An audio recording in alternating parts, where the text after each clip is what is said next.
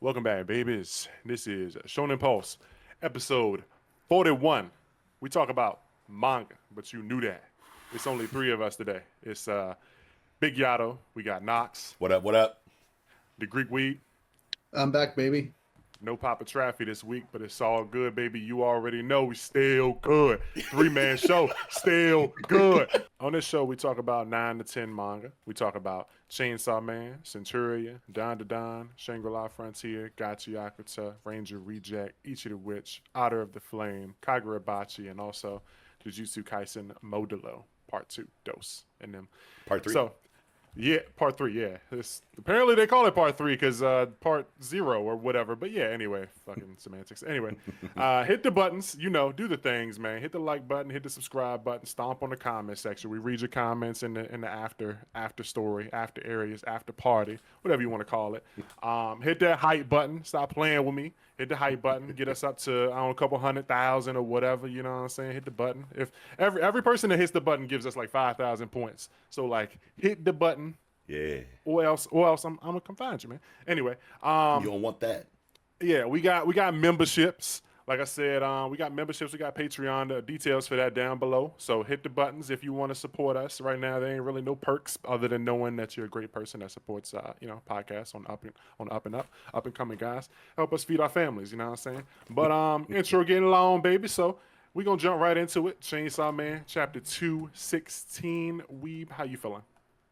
Oh, how do I go with this?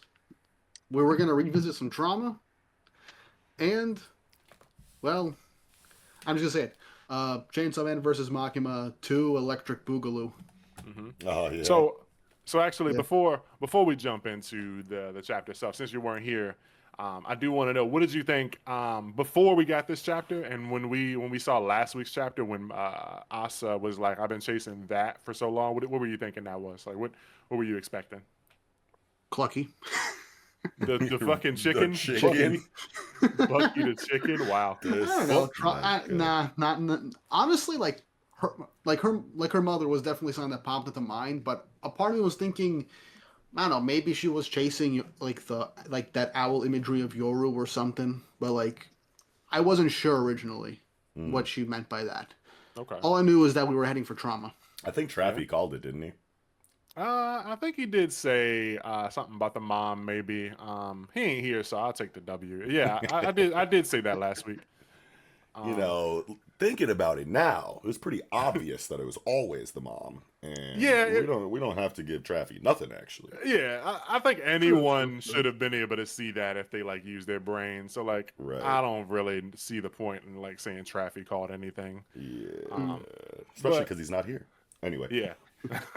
But yeah, I mean the chicken. She did step on the chicken in this fucking scene on the bottom of the first page. That's what had me, bro. I just rolled my eyes crazy as fuck when this nigga Weeb said clucky. I'm like, no, the fuck you didn't, bro. You looking at the Yeah, page. get outta here, You bro. looking at the page right now, and that's the first thing that came to your mind. I was thinking of Bucky. Shut the yeah. fuck up. He did the Peter Griffin thing. Yeah. Sear Griffin. Yeah. It was a good setup. I had to go for Oh it. no, I love that. I love that. Real hatred, yeah. But nah. Good chapter. It is interesting to see that Yoru is doing the same thing that Makima did. So making contracts with the governor of California. Yeah, so that that's she can- insane. I saw Yeah. that and I was like, what? We're doing that Yeah. again?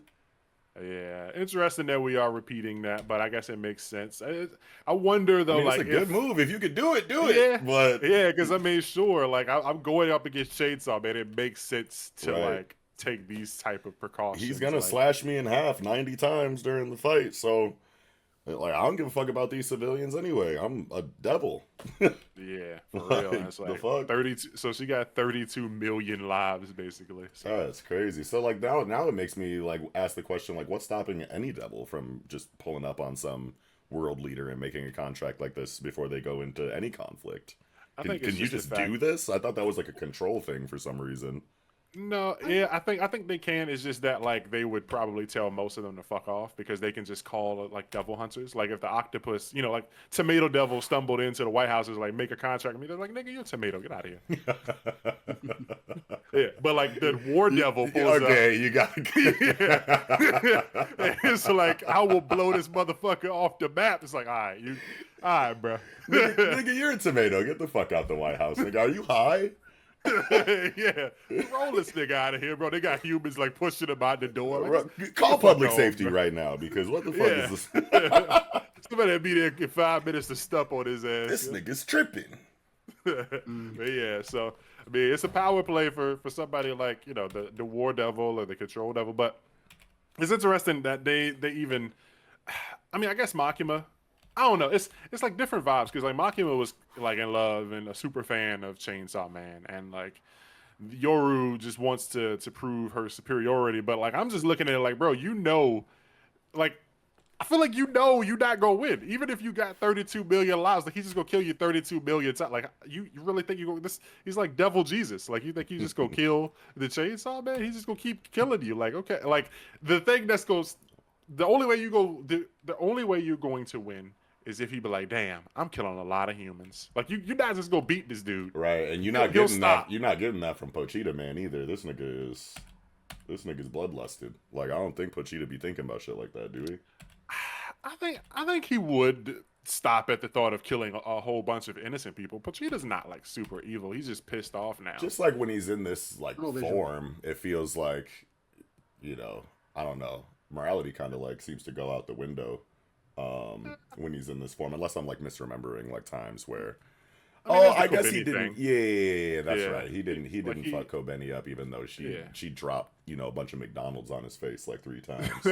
Yeah, she was chilling. Yeah, he was chilling on Kobeni. He was sitting on the sidewalk watching her play Dance Dance Revolution. He was just sitting there, like he had his hands wrapped around his knees, like when it's a tornado warning in school. Yeah, bro, she was shucking and jiving like her life depended on it, bro. Her eyes were shut super hard tight.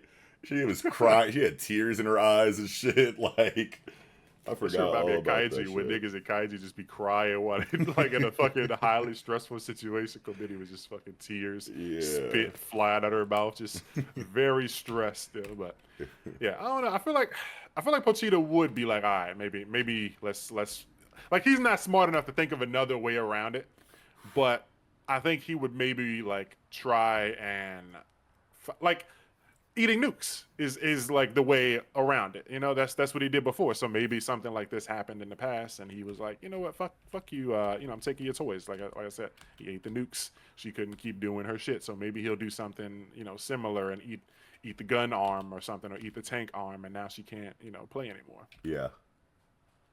Okay.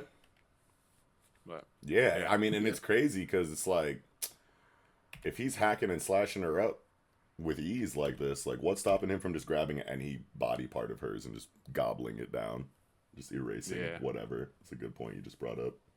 Yeah, it's like, because normally it's like, I think you got to eat the entire, you know, devil. So like eating war gets rid of war, but the entire devil is one of her arms, right? One of her arms is the entire devil, right? Yeah. So that's what makes it like interesting, because in the past, you know, he's never faced like a devil that was like 6 devils in one, like a puzzle. He couldn't just take a piece off and be like, oh, I'll just eat the, you know, turtle devil and modular, you know, leave devil limbs. Yeah. So it's like, if he just eats the arm, does the tank just really, you know, go away? Damn. That would be crazy. I bet we find out. Yeah, we just about to get like, she's probably gonna be like trying to pull her arm out, like, Chainsaw Man, let me fucking go. And he's just like, Bomb Vaga, bitch. Yeah, just gnawing on that shit, yo, just eating their fucking fingers off. Pin her down with the fucking chainsaw cords and shit, just ripping her fucking arms off. Yo, I need that.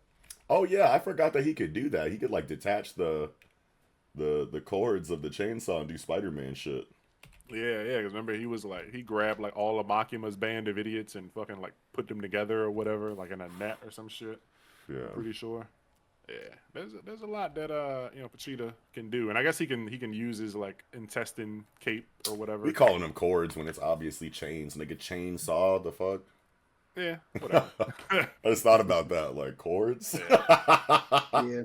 Who's counting? Yeah, but. Me. Not Yoru, apparently, because she's willing to throw away 32 million people to fucking win this. But I mean, when it takes 32 million lives to beat one, like, is that really a W? Like, right? I Like mean, it if is when he you don't give a does, damn about the 32 million lives. Like yeah, nigga, that's like 32 million fucking Silk Song skulls or whatever. You know what I'm yeah, yeah. saying? Like that's I guess he is looking at it like a Dark Souls boss. Like the boss don't know I died 1,000 times and just right, respawned up the street, nigga. I beat his ass. It took me 3 weeks to do it, but I won. right. He ain't All's fair respawned. in love and war. Yeah, Yeah, all's he fair ain't in coming love back. and war. Yeah, That but Hmm. was that was a banger. it's dope that he. I don't think we've ever seen Pochita pull his own ripcord on page. Was it like 5 or something? 3. He's pulling. When she said that took about 4 or 5 human lives, he's like pulling the cord himself. I Wait, don't where think that it ever. at? Where that at? The 3rd page. Third Hmm. page. Yeah. When she says that took about 4 or 5 human lives Oh yeah, he on the sure left. did. Yeah, I don't think we've ever seen him do that himself. Yeah, Yeah, I don't remember anyway. that's good. That's new. Yeah, Denji's done it, and like people Yeah, have done it, but I don't think Pochita has Maybe, ever done it himself. maybe he's never really needed to for a bit, or had the or I thought maybe that hadn't occurred to him what did he Yeah. even until pull the recently, I chain? What did guess. he even pull it for? Yeah, yeah. I was like, is this like him cocking the gun? Like, is that his version of that? Because he didn't do anything to follow that. Like, he pulled the cord and didn't like go crazy. He just did it like. Vroom, vroom, It's vroom. like that scene in the fucking Dark Knight where the Joker's like, "All right, don't get hasty now." And he's got his like thumb on the fucking the Yeah. cord leading to all the grenades and shit. He's like, "Hold on, watch out now." Yeah, like, is this what he's the way here? Like, do you know this shit can spin, motherfucker? Don't make me do it. Yeah, but man, this shit's wild. I'd be mad as hell. I'm just chilling, and then fucking baddie I'm talking to at the fucking coffee shop just dropped dead because some bitch ass devil. No, because that's totally what happens on page 11. Yeah, they just chilling. Dude just passed out. He like, damn, bro. Like you know, what if he Yeah. about to get the digits or something and then you die? Like you don't even get to, fucking what's good with it, girl, and then you die on the spot. Like, damn. So, quick question: Uh-huh. Were you guys reading Chainsaw Man while it was like running weekly, like around like the Makima section? Oh yeah, I was 'Cause, like, reviewing it. Yeah. Oh right, Project Manga. Forgot. Yeah. Yeah. Yeah. Never forget about But, like, that, because that's all we got. No, I'm just, True, true. I'm just kidding. Yeah, I started No, reading. because When I- when I- because Right. sorry, go. No, I was gonna say when I caught up, it was at the Bomb Devil, so I've been reading weekly ever since then. But go ahead. Like I've been planning, like I didn't catch up to, I only caught up to Chainsaw Man like literally like the chapter before it ended. Like I'm like, oh, it's ending next week. I binge read that in like 2 days. Oh, you fucked up then. You should have been following that. Yeah, that was an Yeah, well, experience. I wasn't I was like I wasn't reading a ton of different series at the time, and I was like still looking for new stuff. I've heard of Chainsaw Man. I tried reading it at one point. I stopped after like literally the Bat Devil section. I don't know why I never picked it back up. I liked it, but I just waited for a bit, and then I binged read right when I heard it was ending. I'm like, okay, I'll catch up to it now because I had never like read a series up until its final chapter before. Oh, okay. One more Yeah, thought but before yeah, like but jumping back in, but I do wonder how many people had an experience like I did, where like they heard Chainsaw Man and thought it was like a stupid like superhero name, and it was like it's like a Superman that uses chainsaws or something, and they actually seen what it was. It was like, this is nothing fucking like that. Like I That was thought it me. was Wonder Boy comic, but Yeah. using a chainsaw. Nope. Yeah. yeah, no. The Warning. reason I bring it up is because I'm like, is this like this stretch of like wild crazy stuff from like the aging devil section, from like what happened with Denji turning into Black Chainsaw Man for I believe like the first time in part 2. I think that was the first time he turned into the more out of control version where Pochita was in control in part 2, up until like right now with like what's going on with war and everything. Was this like a similar experience with like the pacing when it was like going weekly beforehand in part 1, or is it still like feeling different like with the action and the story going full throttle? Is it roughly the same type of pacing? It's been feeling like part 1 for a little bit now. I want to say in part 2. Yeah, because like I never experienced like part 1 as it was weekly, so I don't really have much of a thing. I've just seen people be like, oh, if is this what like part 1 pacing was like, or oh, we're back in part 1 pacing. And I'm like, I never had that experience. I binge read the whole thing, so I was just curious to see if this was what it was like. Yeah, but you should still be able to observe the pacing on a binge or on a Yeah, week-to-week but like, thing. That's not a yeah, but Binging like it now though.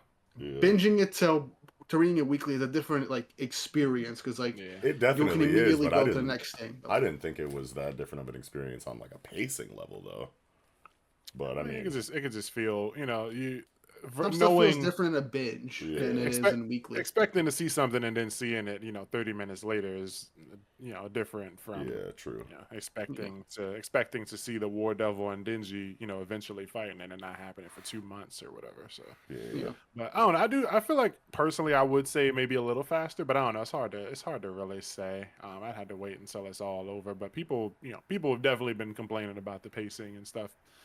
There's a standard that Chainsaw Man Part 1 set, and a lot of people don't feel like Part 2 has lived up to that standard. So it's hard to say. You just gotta wait until it's all over because like people Yeah. were saying certain shit while Part 1 was going and kind of had different vibes when it ended because we don't know the whole story. So people that were talking shit were kind of some of them ate shit by the end, and some people probably felt like they were right about what they were saying. But anyway. Accident Devil. Forgot about I that guess until right now. I guess everything is possible. Yeah, I mean, people are afraid of car accidents, and Yeah, like, it's or one of the leading accidents in general. causes. It's one of the leading causes of death. yeah, and Yeah. like, in a way, I guess it kind of, it's I don't want to say poetic, but like, Asa's mom didn't she like get hit by a car? Like, Oh shit! and it wasn't like I don't think the car was Something better. driving. Yeah, I don't think the car was driving. I'm pretty sure like It was a Typhoon Devil. Yeah, Typhoon like threw a car into her, not on purpose, but like Typhoon Devil was like typhooning, and a fucking car flew and like knocked her off screen and into her career. Wait, Typhoon Devil, like the one from Part 1 that old girl choked out when she was speaking Russian.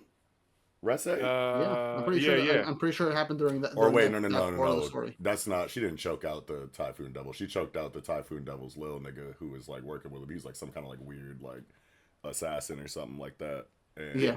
But the Asa thing was also in a flashback, so this happened before yeah. Denji fought Typhoon. This was years ago. This was Oh, like okay. how Asa's mom died. So Okay. but yeah. So Asa's mom, dies. I guess you could say like some people would probably call it a car accident. So car accident Devil. Interesting that it's a thing, and I don't see how this entire body fit out that door. But I'm gonna let her. Don't worry fucking about rock. that. Don't ask Yeah, questions. like- She turned it into a whip. Yeah, like where the arms come from. Yeah, the whip thing is cool. Like when I mean, I saw it's- this, it's a fucking wheel chainsaw. But like when I saw this, I'm like, is this like did she obliterate half of his body, or was this a thing where like the fucking like is his body being covered up by just the like art, or is she like I think it was just straight cut in half. blowing? Yeah, so Okay. like you can see on page 7, I guess, technically, where like half of his body is Oh. gone from the impact, and then that half of the body that's gone in page Is 7 is what's flying. flying in page 8. Okay, Yeah, into the building. Yeah. Yeah, because I was like, did she just like fucking turn that shit to fucking juice? But no, she knocked him off. So that means the rest of his body is still just standing there. Yeah. Pretty much. She sent him flying, fucking evacuated his body parts. Yeah, that's crazy. Yeah, that's wild. Yeah. She And, cuts the and once building again, down. Fujimoto shows that he likes being dominated. Okay. He likes the whip. Oh That's what- shit. oh. Yeah. Okay. He a sub. Ropes and handcuffs. Low-hanging fruit, but like we all know this is obvious about the guy, but like I gotta bring it up every now and again. It's still funny. Yeah, he probably a foot nigga too, like Quentin Tarantino. No, He said, nah, he know him. Yeah, he said that so confidently. Fuji don't like feet. We would have seen Nah, more of them. Me and Fujimoto play poker every second Tuesday of the month, so Never mentioned the guy toes. the guy has never been ashamed of what he's been into. So the fact that it hasn't been a thing in this manga, kind of telling. I don't know. We could probably find some foot shit if we really put this shit under a microscope and fine tooth comb it. If you want, go read it in Zero again. Oh yeah, that's right. Forgot about that horny ass nigga. I read eating 0 for the butts. Yeah, but it's anyway, a lot of butt. yeah, but yeah, nah. I mean, these pages are cool. The fucking splash pages we got of them slicing each other up and shit. And, Yeah, gas. yeah, and then this one, I can't tell what page it is. It's like third to last, the one where like Pochita's head, and then the three, fucking the like pages divided by the fucking wheels and shit. It's cool. Yeah, super, super good. He was in the bag. Oh, I didn't even notice that Yoru's head is like severed on that page 12 splash page. She's just having fun, yeah. Yeah. That's fun. Really wish we can like get into Pochita's mind here. Maybe I know, man. We need Pochita thoughts, man. yeah. And in a situation like this, like I hope, like I know at the end of the chapter, we find Asa's mom, but like I hope after whatever is resolved there, like Denji, turns the corner and Pochita is there and he's like, "Hey, little buddy, what's going on?" And he's like, I'm fucking up your friend right now. Some shit, like I don't know. Like I want to know what he's thinking while this shit is happening, because we didn't get any like Pochita insight during any of Pochita's, fights. We have no idea what he's thinking besides fucking hamburger, and clearly the person in front of him is gonna get chopped the fuck up. Before we know it, he could just be going off of sheer instinct. Yeah, Maybe but that's why. He knows. Like when like I want to see like at the end of part 1 when Denji was like going to sleep, and he was like with Nayuta or whatever. Pochita like kind of talked to him in his heart or in his mind or whatever. It was like all the control devil wanted was to be loved and to fucking be see people as equals or some shit like that. I can't remember the specifics, but I want that. I want like to Pochita to come out and be like, yeah, the war devil wants blah blah blah, and I want this, and I hate that blah blah blah. Like I want to know the relationship, because they're clearly obsessed with dude, right?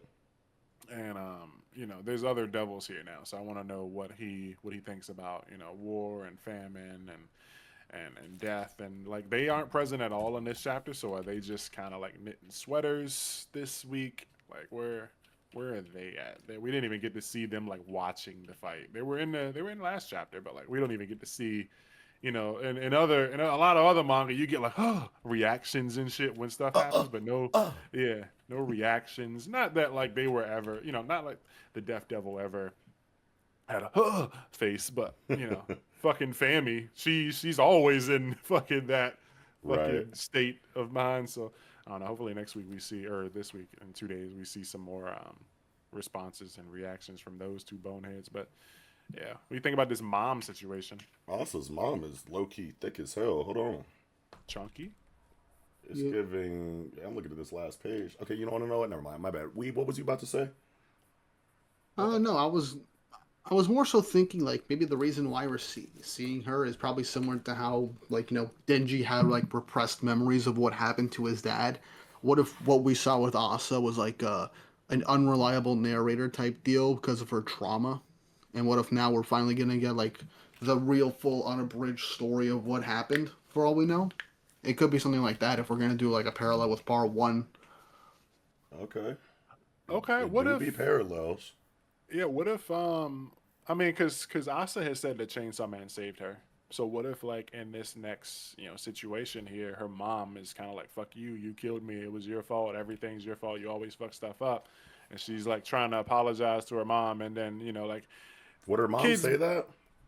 No, but like that's what I'm saying. Like what if it's that's like yeah, that's like just the situation. And so like Denji steps in and is like, yo, this don't listen, this isn't real. In this space. In this space. Because this is the trauma space. Yeah. So like the trauma is gonna be trying to eat up at her. You know how people be when like a character like Asa, like when they be in these type of situations, they never have the like balls or whatever to like say like, no, that wasn't really the thing. They just like accept it. She won't like say like, no, it was an accident, or like you kept running and got yourself killed or anything like that. They just kind of like sit there and take the fucking verbal assault. Yeah. So like I can see her just getting her ass beat verbally, but saying sorry and stuff and wanting to say more, and then Denji steps up and is like, yo, you don't have to listen to this shit. This isn't real. Like, get the fuck out of here. Like this, your mom wouldn't really say that. Your mom would, love you. I might have not had a mom, but like I know a mom wouldn't fucking say these type of things to you. And then we get another like Chainsaw Man, Denji. Denji saved me. So yeah, I'm vibing with it. Here for it. Yeah, but mom looking kind of good. I Yeah, what's she running Yeah. for? don't know. Mad creepy. You just in your like sleep and your mom. You just having a dream of your mom running away from you. Yeah. It's like, what the Yeah. fuck? Moms, what you doing here, bro? Going for a jog. It's a great way to stay in shape. In the fucking back alley. Like, what are you doing? Like, ain't no grocery stores around here. Like, get your ass in the house, bro. Why your sweatpants got back pockets? Yeah, what's going on? Yeah, what the fuck? And then they're just What's like not there in the last page. Oh wait, no. It's only on the right side. Yeah, I mean, still can't see the outline of Fujimoto. What you doing, cuz? Oh no. Somebody said, fuck, I forget. Like, I saw something. I don't know how the fuck it was like worded or how they like fucking came to structure this thought, but somebody said something like, what if somehow Asta's mom is in control of something, like the body or something? Like maybe she, like maybe fucking some sort of reincarnation or something. I don't know. If anybody knew what the fuck I'm talking about, Hey, post in the yo. comments. But somebody was saying something like they think Asa might be like swapping places with her mom at times or something stupid like that. It might not What be the stupid. It's probably fuck? some other shit. Yeah, I don't know. Or maybe that like the mom is like her seeing her mom is like actually the war devil, but that's like how she visualizes it or something. Oh, okay. Interesting. Yeah, I I would don't know. But I love mean, an actual breakdown of that theory. yeah, because I'm only giving a fucking quarter brain version of that shit. But Yeah. yeah, it's like if what I'm thinking is what they were saying, it's like I don't see how she would see the war devil as her mom when she knows what the war devil looks like. It's like I know the bitch is a bird, you know. I don't need like a representation, you know. I I don't need know somebody the stepping bitch is a bird. yeah. But nah, let me see. Flip through this bitch again. Yeah, art was dope. Fucking, she doing the chainsaw man thing herself. She got a chainsaw blade. She cutting through buildings and shit. You know, she's still in his whole bag. That's his Yeah, flow, what the hell? Bar for bar. bar for bar. But yeah, you got anything else for this one, Knox? No, I think I'm good. Okay. What about you, a Weber? No, I'm all set. Okay. And you said something about the movie, right? The movie's coming to America in 2 weeks. Yeah. Yes. Yeah. October 24th. Hey, Okay. Finna go see that, baby, for the Halloweens. Anyway, uh, butterscotch, yo. that's gonna do it, baby girls. This was Chainsaw Man, chapter 216, Yearning. We on time recording this week, baby, so we ain't got no Don or Centuria, because Centuria is on break. So we jumping straight into Shangri-La Frointier, chapter 238, Assemble Defenders Against the Advancing Snake of Loathing. What you thinking, Knox? How you feeling? Shit, that title crazy. Always. Yeah.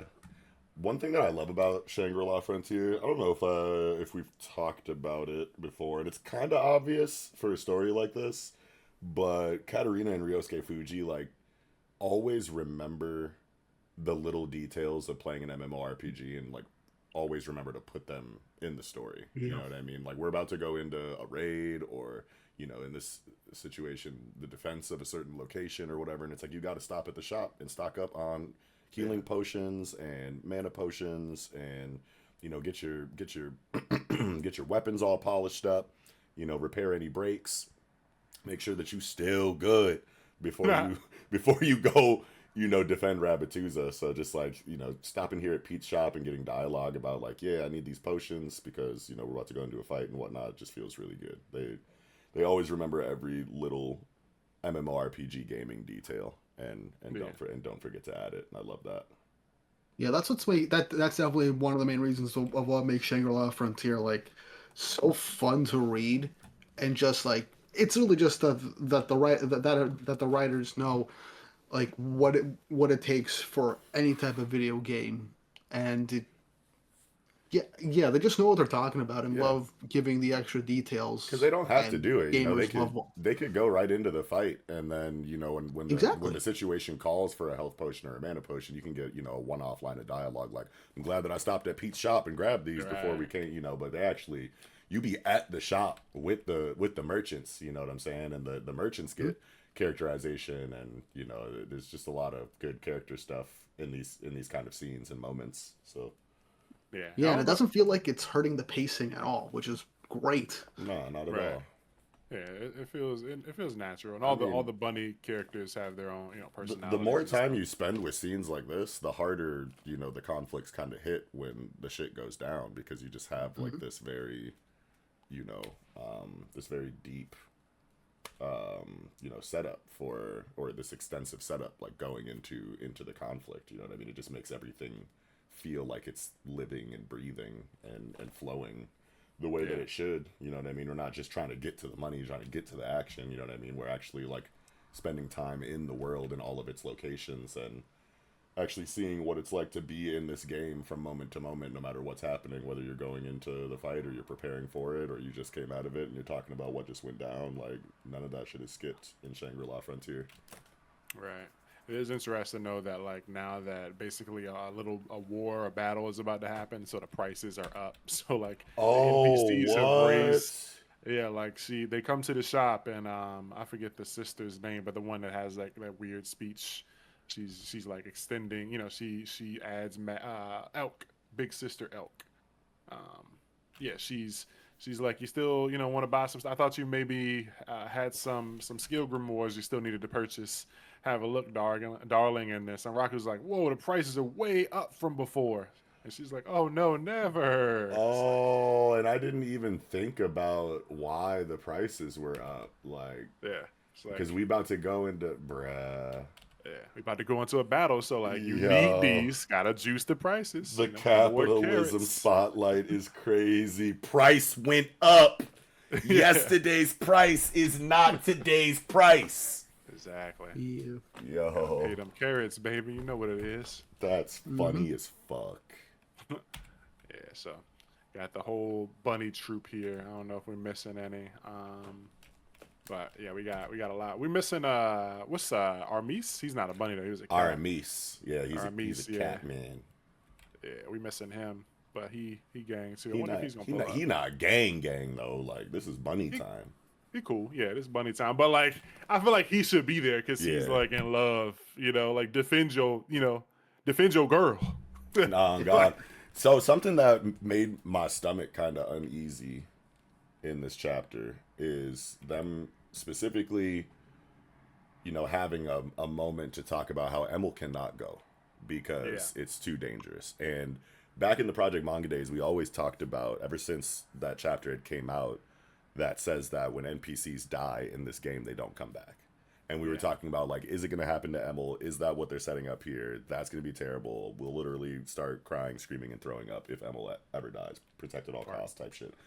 And, it makes me ask a couple questions like, obviously they're going to pay that off at some point in the story. Otherwise, why would you, go out of your way to kind of bring that up in the narrative if you're not, it's like Chekhov's gun. You know what I mean? Like, you don't show, a gun on the wall in a scene if you're not eventually going to pull the trigger on that gun at some point in the story. So, I feel like that is something that could be coming up with a conflict like this, especially since they're kind of like rehashing the idea like, yo, Emil, don't go because it's way too dangerous. So that made me think of that. The other question that I had, even if it's not Emil, I guess is to you guys. Who do you think will be the first NPC to kind of die and pay off that potential, plot point?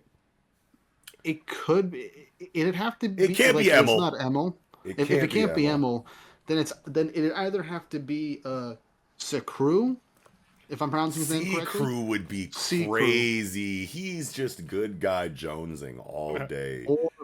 Or Balak. Or Belak. Dude, Belak would also suck. Yeah. Those would hit. Belak would hurt. I feel like though, like I don't know how I feel about it. And I think it's Aramis.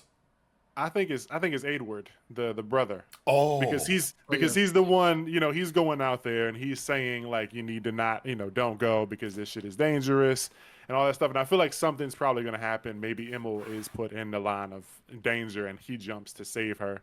But like we haven't like had enough moments with him for it to really hit like right now. So I'm thinking that this is going to be a long arc and it's going to be, we're probably going to get like a lot more personal, get to know Edward a lot more, because right now, like, if he dies in the next like 3 chapters, I can't say that I would really care. I would be sad because, like, yeah, that's their brother or whatever. Yeah. But like, I would want it to feel like something more like similar to how I wanted in My Hero Academia, when I wanted someone to, like, after Eri like healed them, I wanted someone to get hurt so that she could like kind of like feel the like, oh man, I should like think about what I do, because like if I heal somebody, they might go out and get hurt again, and they probably shouldn't have done. Like, I want Emil to have some sort of like inner conflict where it's like, oh man, I should have probably listened and not been out on the battlefield. Yeah. And because I was out here, my brother had to step in and he got killed for it. And like then now she's got this whole like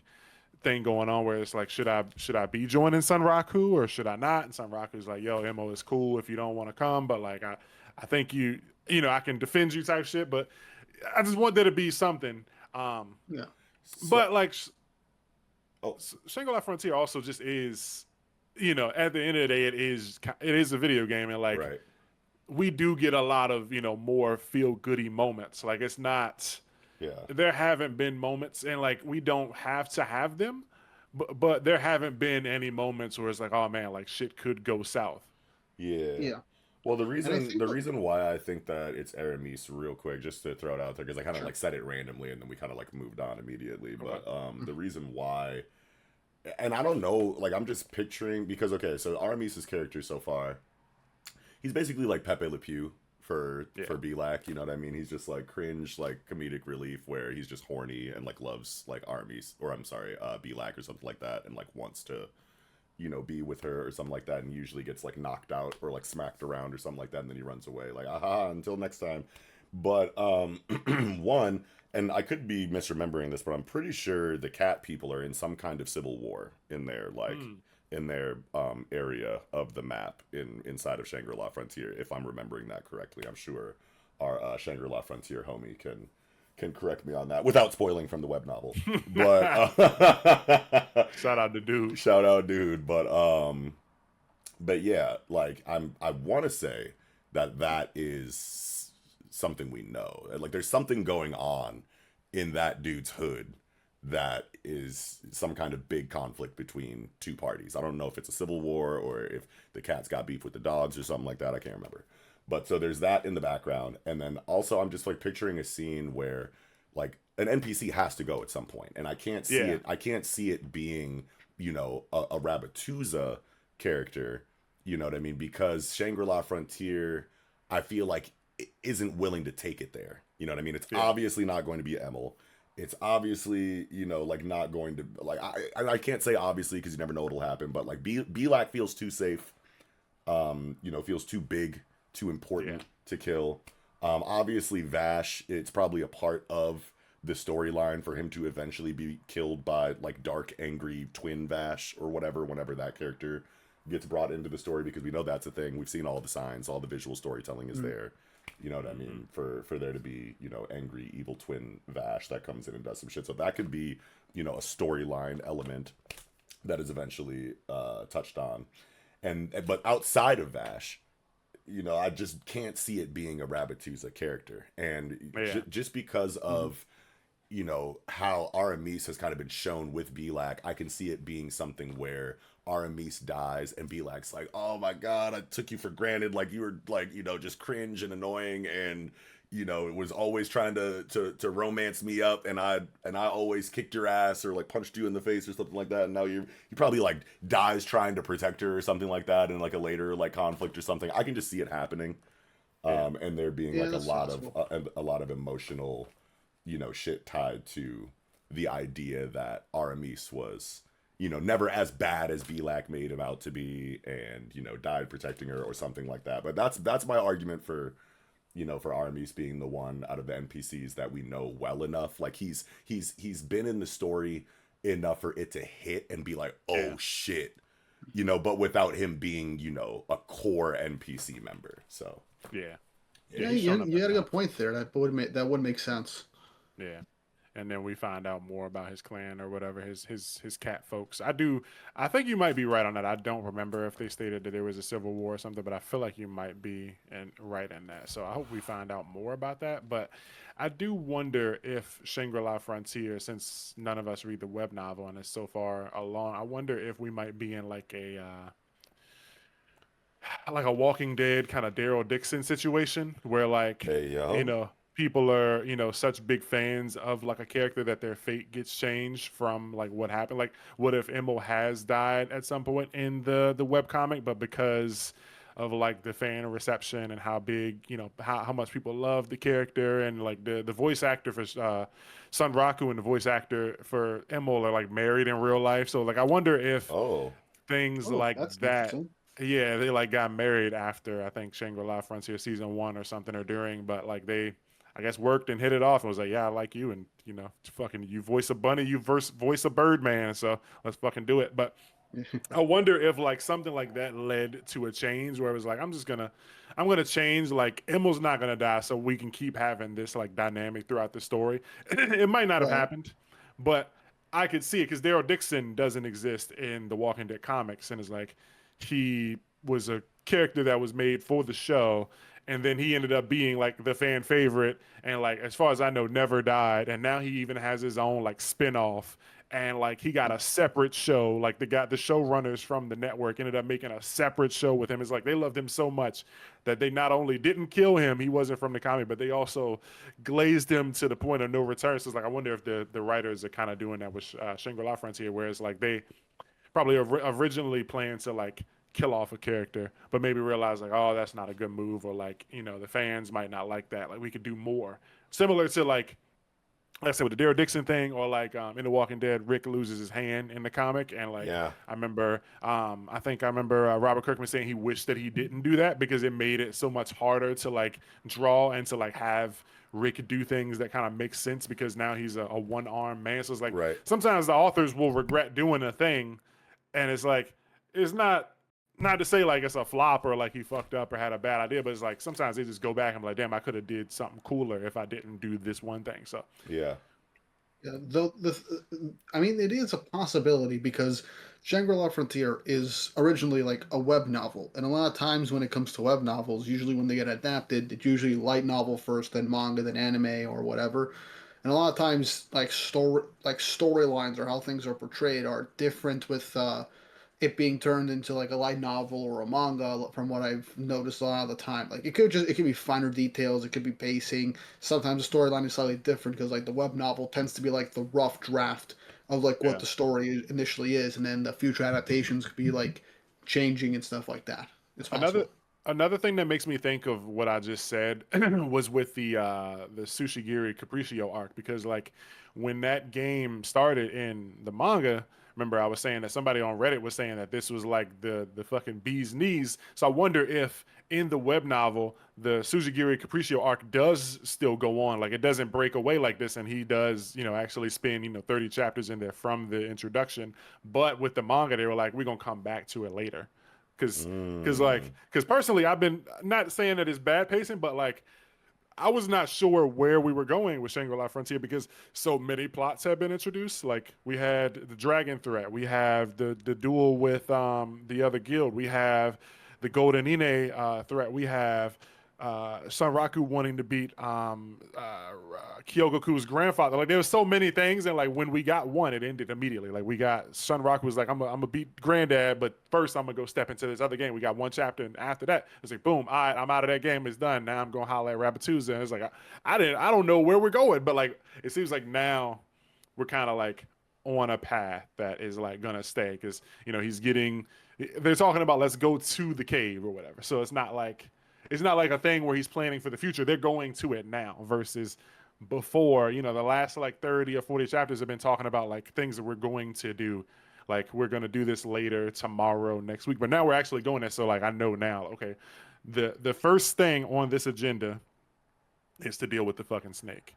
And then we'll deal with fucking the Wolfgang versus Schwartzwolf duel, and then we'll deal with the Dragon threat or whatever if the Dragon threat doesn't like crash the duel. But like we're finally like you know, for a while we've been on the boat with Luffy instead of going to an island, and now we're going to an island basically.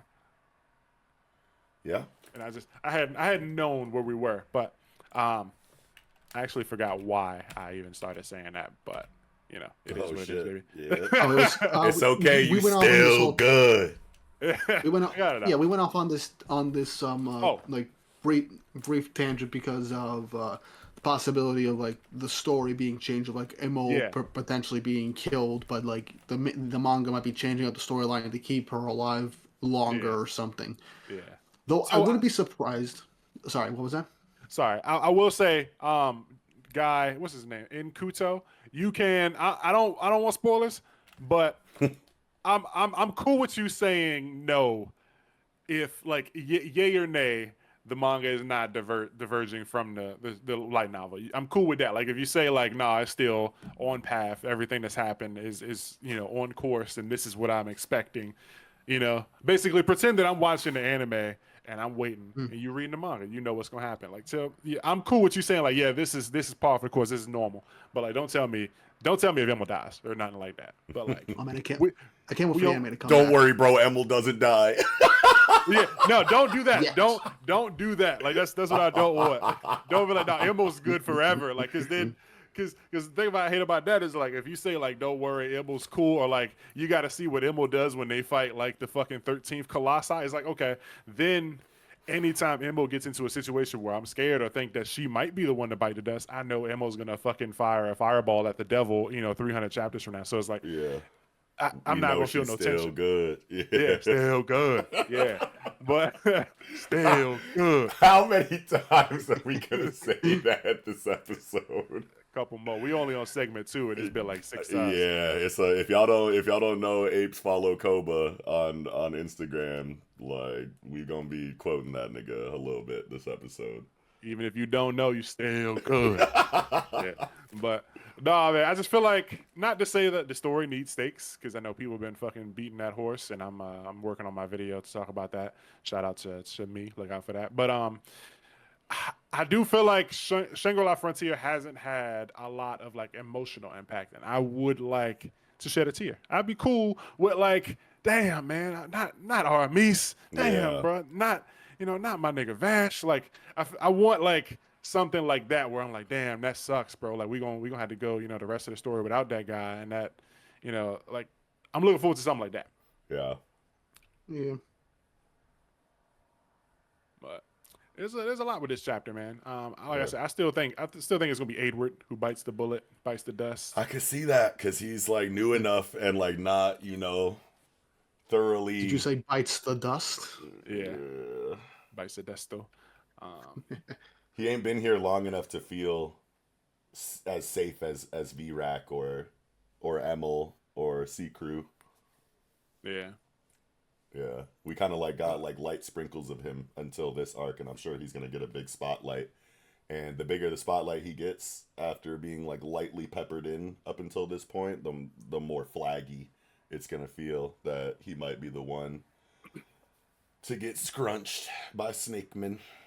I almost forgot, but something I really want to see. It probably won't happen, but like if a bunch of these rabbits are coming, I hope that we get, obviously for like we were saying for if we do get a death for a rabbit or whatever a character, I hope that like it's built up and we get some like there's some emotional impact behind it. But I hope we get to see some cool spotlights. I hope like we get to see these rabbits and characters cash checks. Like I want to see them dunking too. Like don't just get dunked on, but I want to see yams. Like I want to see them banging on spiders and snakes or whatever we fighting snakes. Yeah. But like I really want like what I'm just envisioning it, and I want a double page spread of like all the rabbits hitting their fucking move, similar to like Yuji and Nobara's like fucking Black Flash like double page. Like I want something like that, but like full rabbits like fucking flying across the page doing different moves. Like Yeah. one's hammering, one's stabbing, like Emil's firing a fire. Like I want a We double do page spread need with all of that. them. Yeah, this Yeah. is Rabatuza defense, so like all the Rabatuza characters gotta get in their bag and do that shit like for storyline purposes. We need them cashing checks, like not just Sunraku, but like I need to see other people getting money on the battlefield. Yeah, no, I think we definitely will, because I mean we seen VRAT go crazy with the hammer you know, outside of an arc like this. You know what I'm saying? Like Katarina and Ryosuke Fuji they don't skimp on the side cast. Even NPCs get spotlights and get time to shine. So especially for an arc like this, I can definitely see them getting money along with Sunraku and Akane Kitsu. I like this crew. I like the crew for this mission too. Like just Sunraku and Akane Kitsu, like that's tight as fuck. Yeah. Which makes me wonder, when's the last time all of Wolfgang, like the original 3 members, went and did some shit, like some big shit together? Not since Wazaimon. No, well, after Wazaimon, they did some Baron Darkru and shit too together. They like went and like was Kazo there for that? Yeah, it was Kaso and Pencilgon and Sunraku, and I remember specifically there was like one big area boss that they had to deal with. But I can't remember any big conflict outside of, you know, of that in that arc. In this game, it's probably been since then, but I mean, they had the Galaxia heroes, but they weren't like on the field at the same time. It wasn't like a unified, you know, battle. Yeah. But I do, because neither Kazo or Pentagon were present during the Lycaon fight or the Katarnet fight. Right. And so they're not here for this battle, going up against Golden Ine or whatever, and they'll probably be present for like future fights, but like they definitely gonna all be together for the Siegworm Dragon stuff. But like Gold Honeyne is a Colossi too, isn't it? Yeah, so Sunraku's about to beat another Colossi without gang. They're about to beat the fucking dog shit out this nigga, bro.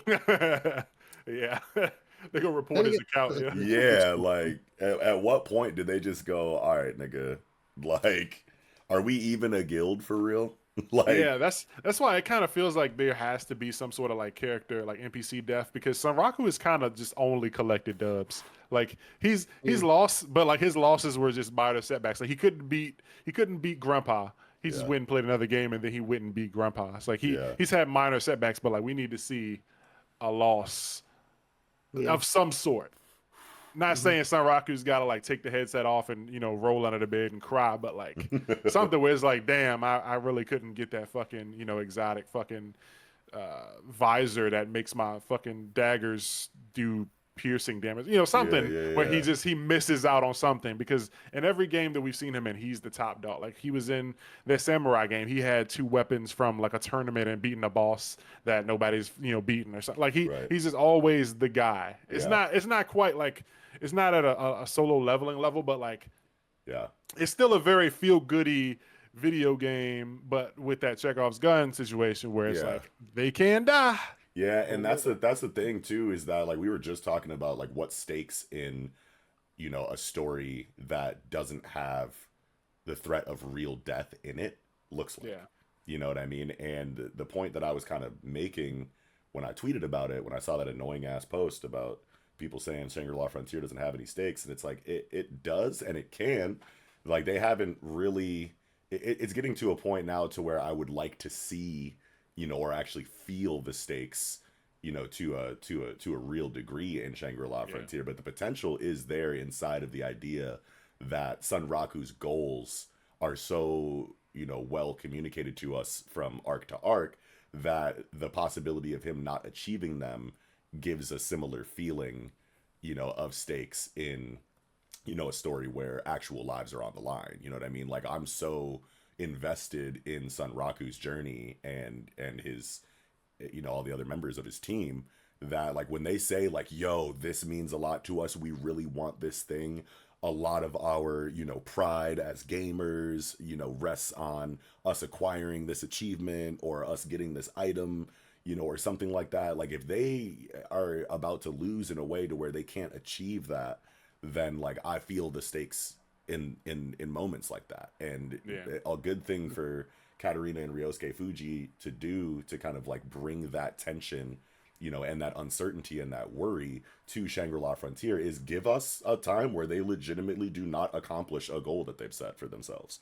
You know, where they actually have to sit and reflect and go, damn, we fucking blew it. Like we got too ahead of ourselves, hubris this, conceit that like this is why we lost, like, like have it be kind of a down, and out kind of chapter. Like, no one's got to die, obviously, because it's just a video game. But like, if suddenly they wanted some piece of armor or some weapon or something like that, and they don't get it, and now all of a sudden that content is like locked out and they can't ever go back and get it again, like that's huge in a story like Shangri-La Frontier. And there's a lot of character stuff that can come out of a loss like that in a story like this, and I would like to see that. I don't want to say like right away, but like sometime relatively soon, because we're getting close to like 250 chapters here. You know what I mean? So this is what my thing. I do think that with like the snake thing, since there's like that in the duel, like the duel that's supposed to happen afterwards. My guess is maybe this might be the first time, especially since he's just going on with like Akane Akitsu and technically Emil and Seikru. But like, what if this just sets up his first like actual loss against the Colossi? Because outside of Lycagon in their first interaction, he technically beat 3 Colossi to an extent. Yeah. I give another the thing shadow. is let another character outside of Wolfgang or from another guild or something like that get a dub on a Colossi that Wolfgang was going for. That would be a great point of stakes and and consequence in a story like Shangri-La Frontier. Is you guys have been dancing on these niggas all series. Every other guild cannot keep up with the rate of progress that these guys have kind of had. Like 6 niggas. Yeah, like when it comes to, Colossi defeat, like nobody is even coming close to touching these niggas. You need to introduce a faction or a guild or a character that is able to secure a dub against the Colossi, in competition with Wolfgang. And that would be all that we would need, because then, then it's not like so big of a loss that it feels like the point of Shangri-La Frontier has been ruined because someone else got a Colossi. Like someone else can get one if they get it's a video game. if they get the rest of them, especially, you know what I mean? So that would be huge character stuff if that went down. Yeah, because it's like, it's not that the story doesn't have stakes. It's like there are stakes, but they're not the series has not. Yeah, like they're not the same. Like we don't need death. Like I understand and we can feel that. Like we don't want to give away too much information because that could lead to another guild getting a kill, or like if I don't beat this boss XYZ. They talk about that a lot in this story. Like pay that off at some point. Yeah, it's like the problem is like we haven't seen those like if. This could happen, but we haven't seen the things that could happen. Exactly. So it's like we need to see it, even if it's small, even if it's like Emil got fucking kidnapped and we got to go get her. It's like okay, we have an entire arc of no Emil, nothing like that. Or like, We've said something that made me think about it. Like since we're in this battle with the snake, and it's like the fucking rabbit's like mortal enemy. If the rabbit does kill somebody, I mean, if the snake does kill somebody, even if it's not Emil, but like some character dies, whether it's Vash, Seikru, Birak, somebody, like something happens in this arc. Sanraku does feel bad about it, and then that leads to him not being able to perform the way he needs to in the duel. Maybe he loses his match in the duel, and they're like, damn, Sanraku, what the fuck happened? And it's like, oh, shit, my bad. I'm still just kind of stressed out because, like, fucking Emil's dead or something, like... Yeah. I think a good way to do what we're talking about right now with the guilds, kind of, some guild out there or some faction out there, defeating a Colossi before Wolfgang can.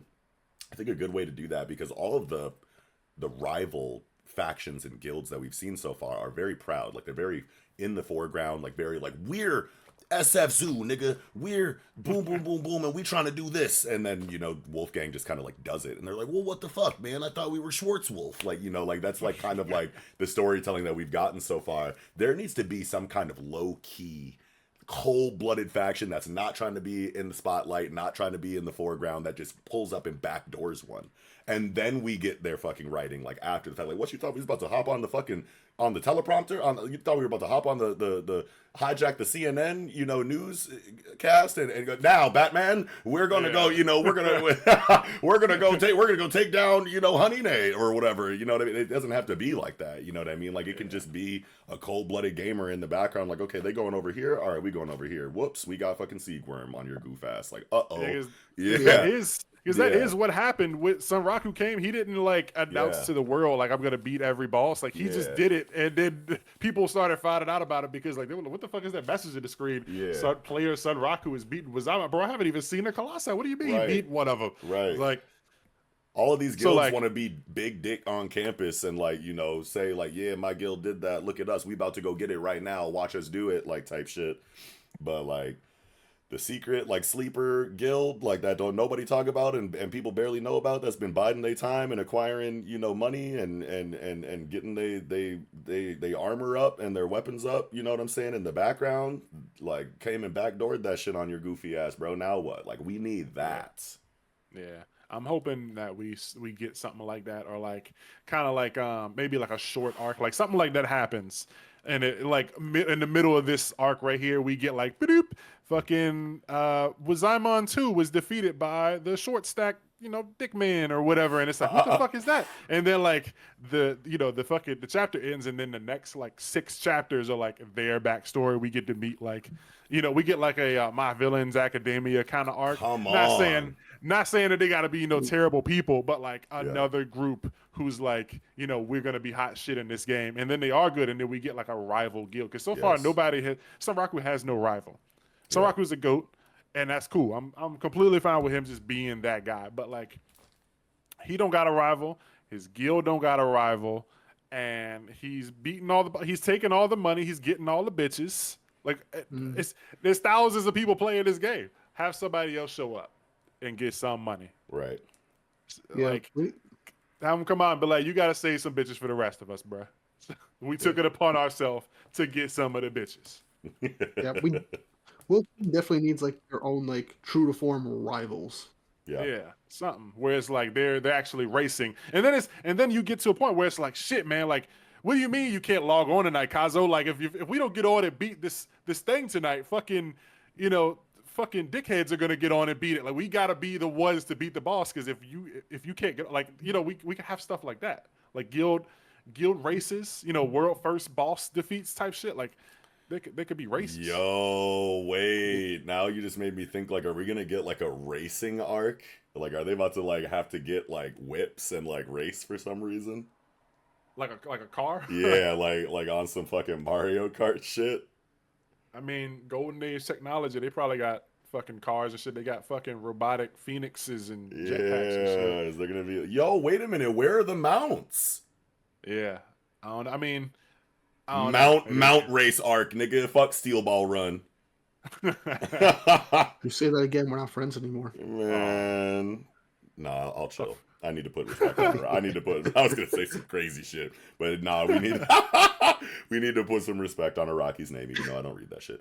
Anyway, yeah, I need that though. So, I guess it might, to the untrained eye, it might sound like we kind of just rambled on, but like that was all within, you know, this chapter definitely brought up like the thought of stakes and like people potentially dying, with how much they talked about Emil and even Sunraku going. The devs are taking a lot of pains to keep Emil and Golden Hine from fighting each other. That could that be a warning for me? So it's like we weren't just rambling. Right. We were on topic. It's just a lot of there's a lot of, you know, a lot that goes into that topic. And that's just how big of a story Shangri-La Frointier is that like it has so much set up and so many possibilities, you know, yet to be explored, that, you know, a chapter like this can come out where there's no action and it's all dialogue and preparation for a conflict that we're all excited for, that brings out these big conversations. Yeah. And yeah, I mean, if Shangri-La Frointier wasn't, you know, good and we didn't love it as much, we wouldn't be able to have, you know, go into as much detail and talk about it as much as we just did. But right. Like, the story's busting, and like, I don't think there's anything wrong with, you know, having some expectations, like, right, whether they you know, they get exceeded, or like we don't see the things that we were expecting to see or hoping to see. Like, it's cool, but like, you know, makes sense to have something to look forward to. But yeah, this is a good one, and like the only 2 players here being Sunraku and Gachiakuta, it gives, you know, there's no other character. Like, in every arc, we do get some shine for all the characters. So, like you said, like every side character gets their moment. Yeah. So, like, the only 2 human characters here, there are only 2 human characters. So that means there's that much more space for these other characters to get made. Exactly. So yeah, we gotta see Aidward, pull out the fucking chakrams or whatever he's got and just go crazy. Aidward's we gotta gonna go see something. crazy. I already know. Yeah. Like they got a plan for this man. Yeah, we gotta see that Vorpal spirit and Vorpal soul and this like ominous shit that Vash is saying where he's like, yeah, I know I keep adding more and more stuff to your plate. I ain't got no right to say this, I know. But hastening your own death is not part of the Vorpal soul, so don't go wasting people's lives. It's like that sounds like it's coming from a place of experience. Right. Yeah. So like what did he do? I ain't got no right to say this, but hastening your own death is not part of the Vorpal soul. Is that what cost him his eye? I was just about to nigga. I was just about to say that shit. Like, are we about to see some Vash shit? Is he gonna get up on the battlefield? Flashback arc is going to be gas, bro. Yeah, I need it. That. We need that shit, yeah. Yeah. But banger chapter. We heading yeah. into the tunnel, fucking trenches. They got all that shit set up. Look like some World War II shit going on. Yes, sir. Fucking tunnels and shit. But yeah, good chapter. I think I'm spent. You got anything else for this one, Weep? No, I'm good. What about you, Knox? Anything else you want to say? Oh, I'm so good. That was a great conversation. Okay. Great review. Yeah, Bussy for real. That's gonna do it, baby. For chapter Shangri-La Frointier, chapter 238. Assemble defenders against the advancing snake of loathing. Now jumping into chapter 151 of the biggest Gachi, the fattest cooter, Gachiakuta. What's wrong with this nigga? 151, something inhuman. Can I hear your intros from now on now? Bruh, no. Kairana, bruh, I'm doing the weeb thing. Fuck structure and order. What the fuck was this chapter? Kairana. What's the shit you smoke? What's going on with this angel man? Bro, angel nigga, devilmon, bro. Is this Shimigami Tensei or Persona now? Oh God, this was crazy. Yeah, like my pants were pooped. I had to, like they were runny, full diaper. Yeah, like I was like flipping through. I was like, okay, I'm feeling it. What the fuck? What? Bro, it was whiplash. Like there was a lot of crazy shit that had me like, nigga, what the fuck? Like we just came out the Maimo, Gauntus, and fucking 2 Lily backstory. So now I'm like, oh, okay. Now that we got the backstory, this nigga Maimo about to do some shit, but they got him dead to rights? Oh, they actually shot his fucking thumb off. And broke his legs. Yeah, and broke his fucking. Oh, and then they shot him in the kneecaps. Oh, okay. I guess they shot out both his knees. Yeah, I guess he's just done. Yeah, for double tap. Yeah, like okay, bet. Like here we go. I guess we're moving on to the next, point of conflict in the Doll Festival arc. Nope, never mind. I'm actually a big angel demon now. Oh, it was just like holy shit.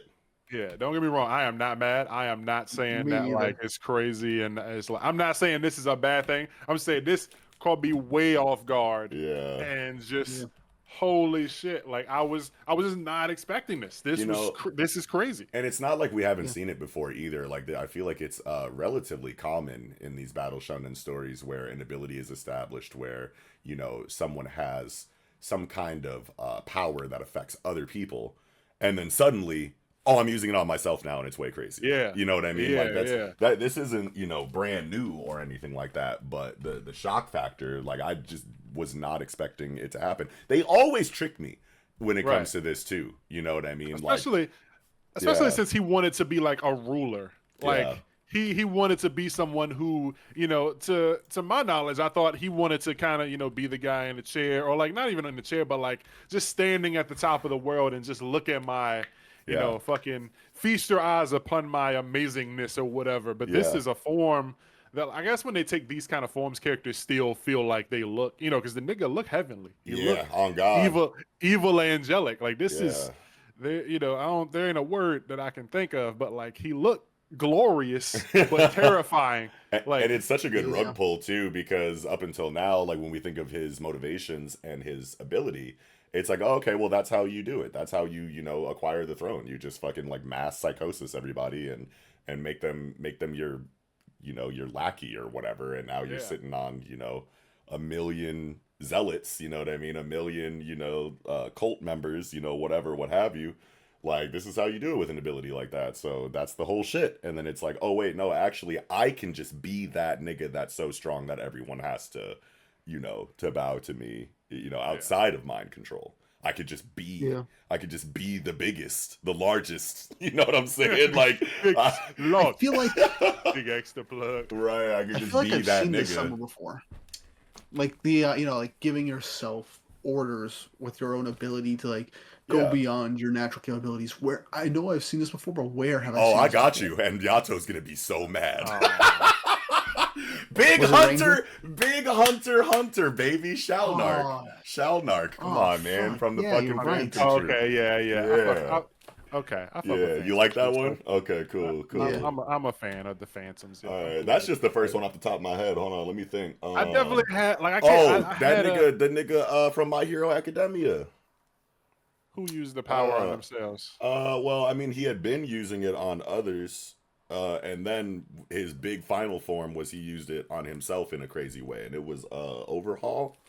Oh, okay, yeah, that's. That's a little different. That's a little different. It technically counts, but there's better examples like Shalnark, for example. But like as far as like big villains that have done this, fuck, man, I'm drawing a blank. That's a good one for the chat. Chat, what's up? Hit us in the comments with examples of villains or characters that have abilities that for 90% of their screen time they're using it on other people. And then suddenly, boom, they use it on themselves in the last moment for the final fight. Like, I guess more recently I can think of is DJ Shindig from To Be Hero X. Ain't nobody reading that shit. Anyway, what was you about to say, Yato? People, I haven't seen it, but apparently it is popular. But really fucking good. I know they did kind of do it in the three-way battle arc, but it wasn't like a last resort. They were already planning on doing it. I don't feel like Maimo had like intended on doing this. It just kind of like. I think this is something that came up in, he's down to his last option, and he was like, shit, I could just do it on myself. I don't think this was ever something he planned on doing, but like in Ranger, it's a little different because them injecting themselves with the juice was all something that they intended on doing. But they were turning a bunch of people into shit, and then they were like, yes, Yakushi was like, boom, stab myself, I'm Death Messiah or whatever. So it's similar, but not so similar because this feels like a last resort. I used it on everybody, and now I'm forced to use it on myself, and I hulk out. I can't think of any good examples, but there are some. I've definitely seen it before. I will say that I feel like this is going to be a very good. I feel like they're going to do a very good job of.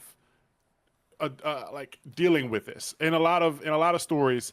JJK is an example. When it came to the merger, a lot of people were worried that the merger was going to just be a big blob with no personality, and it was going to be a boring monster that the after like Sukuna was dealt with, the main cast would just like tackle a personality-less being that was just like it was just created and it's just and it it has no mind or anything. It's like that.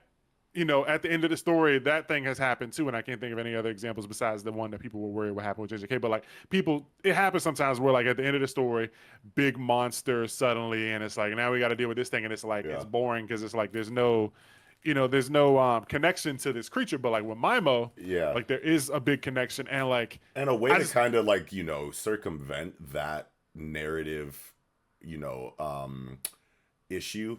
Is to make the conflict resolution very creative and very subversive and very strategic in taking down that big personality-less, or that big blob monster with no personality or whatever. Like that's how you kind of supplement that weakness. Narratively is to just make sure that everybody that's getting in their bag to defeat it does something out there and creative and cool and whatever, what have you. And that's something that I feel like needs to happen with Maimo, even though he does have the personality and the backstory to go along with a form like this.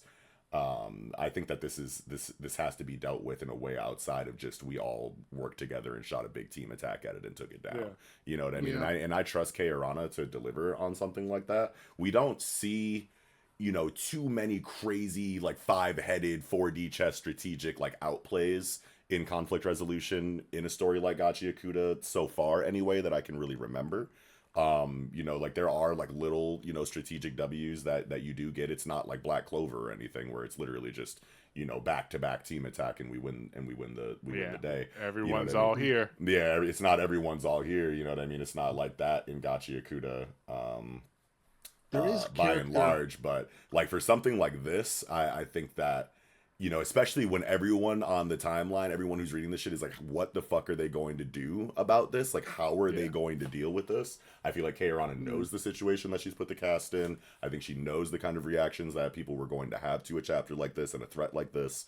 And I think that she has a really good idea on how to resolve the conflict in a way that feels really good. And I'm just excited to see what that is, because I honestly, for the life of me, cannot think of it right now. I'm in the same boat as everybody else. Lily.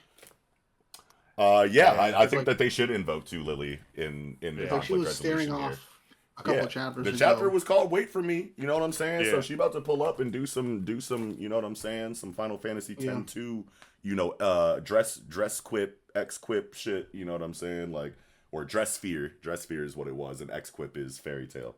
But she about to do some shit like that and buff everybody in really cool ways. We're about to see, when you basically have like small scale reality warping at your disposal inside of your ability, like To Lily does, like, like we're gonna see some tight shit. I just hope it's not, too. Just hope it doesn't end too campy. Yeah, I do. True. I feel like she will probably be like a major, factor in his defeat, but.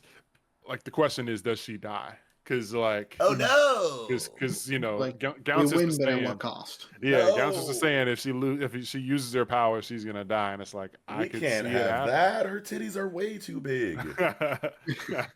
I could see it. And then, that would just... I feel like that would be a good send-off where, she has a moment where she comes through, saves the day, and is like, sorry, Gauntis or whatever. Like, you were always looking out for me. I'm doing a solid for you type shit. Yeah, that could be possible. Out for you.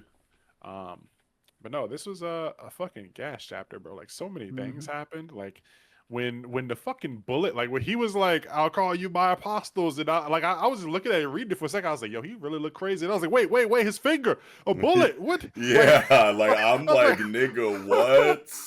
That's the like, second time in the series, someone is shot with an actual gun. Oh yeah, fucking Rio, yeah, bro.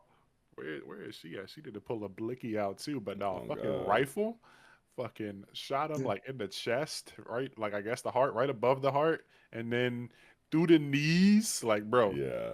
Through the knees is crazy. Through the knees is crazy. He needed all this damage though, because he was talking way too much shit. He did way too much dastardly shit. Like the nigga needed to get blammed up like that, at least before going into God form, where who knows if he can even feel pain anymore in this form. I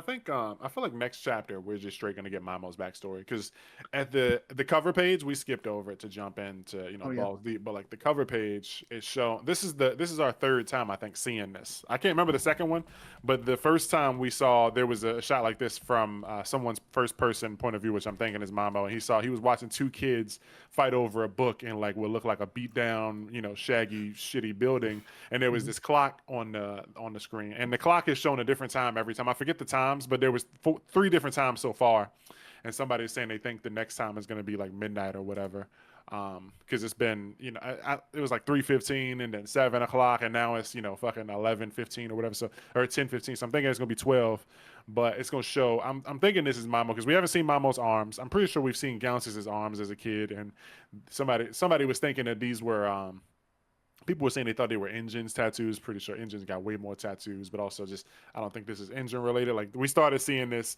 in the arc with Mamo, and we've gotten backstory for To Lily and Gauntis. We don't have any for Mamo, and Mamo has been a great character. Like Mamo he was introduced fully in this arc. He was sprinkled in a couple times before with the radio show and shit like that, but like he's really fucking made a stamp on his story in this arc in such a short time, and we got to get his backstory. And it would him wanting to be a ruler, I could see that coming from a situation where he was raised up in some sort of, fucking Promised Neverland ass foster home or whatever, like where, he might have his family probably kicked him to the side and he hated the foster home and knew, maybe he's on some shit like, I know these people don't really care about me and they just taking care of me because the government or whatever is giving them money. Like he could be on some shit like that, and then him wanting to like rise above and shit. So I'm just ready to see the Mamo backstory, bro. Yeah. Whatever the fuck it is.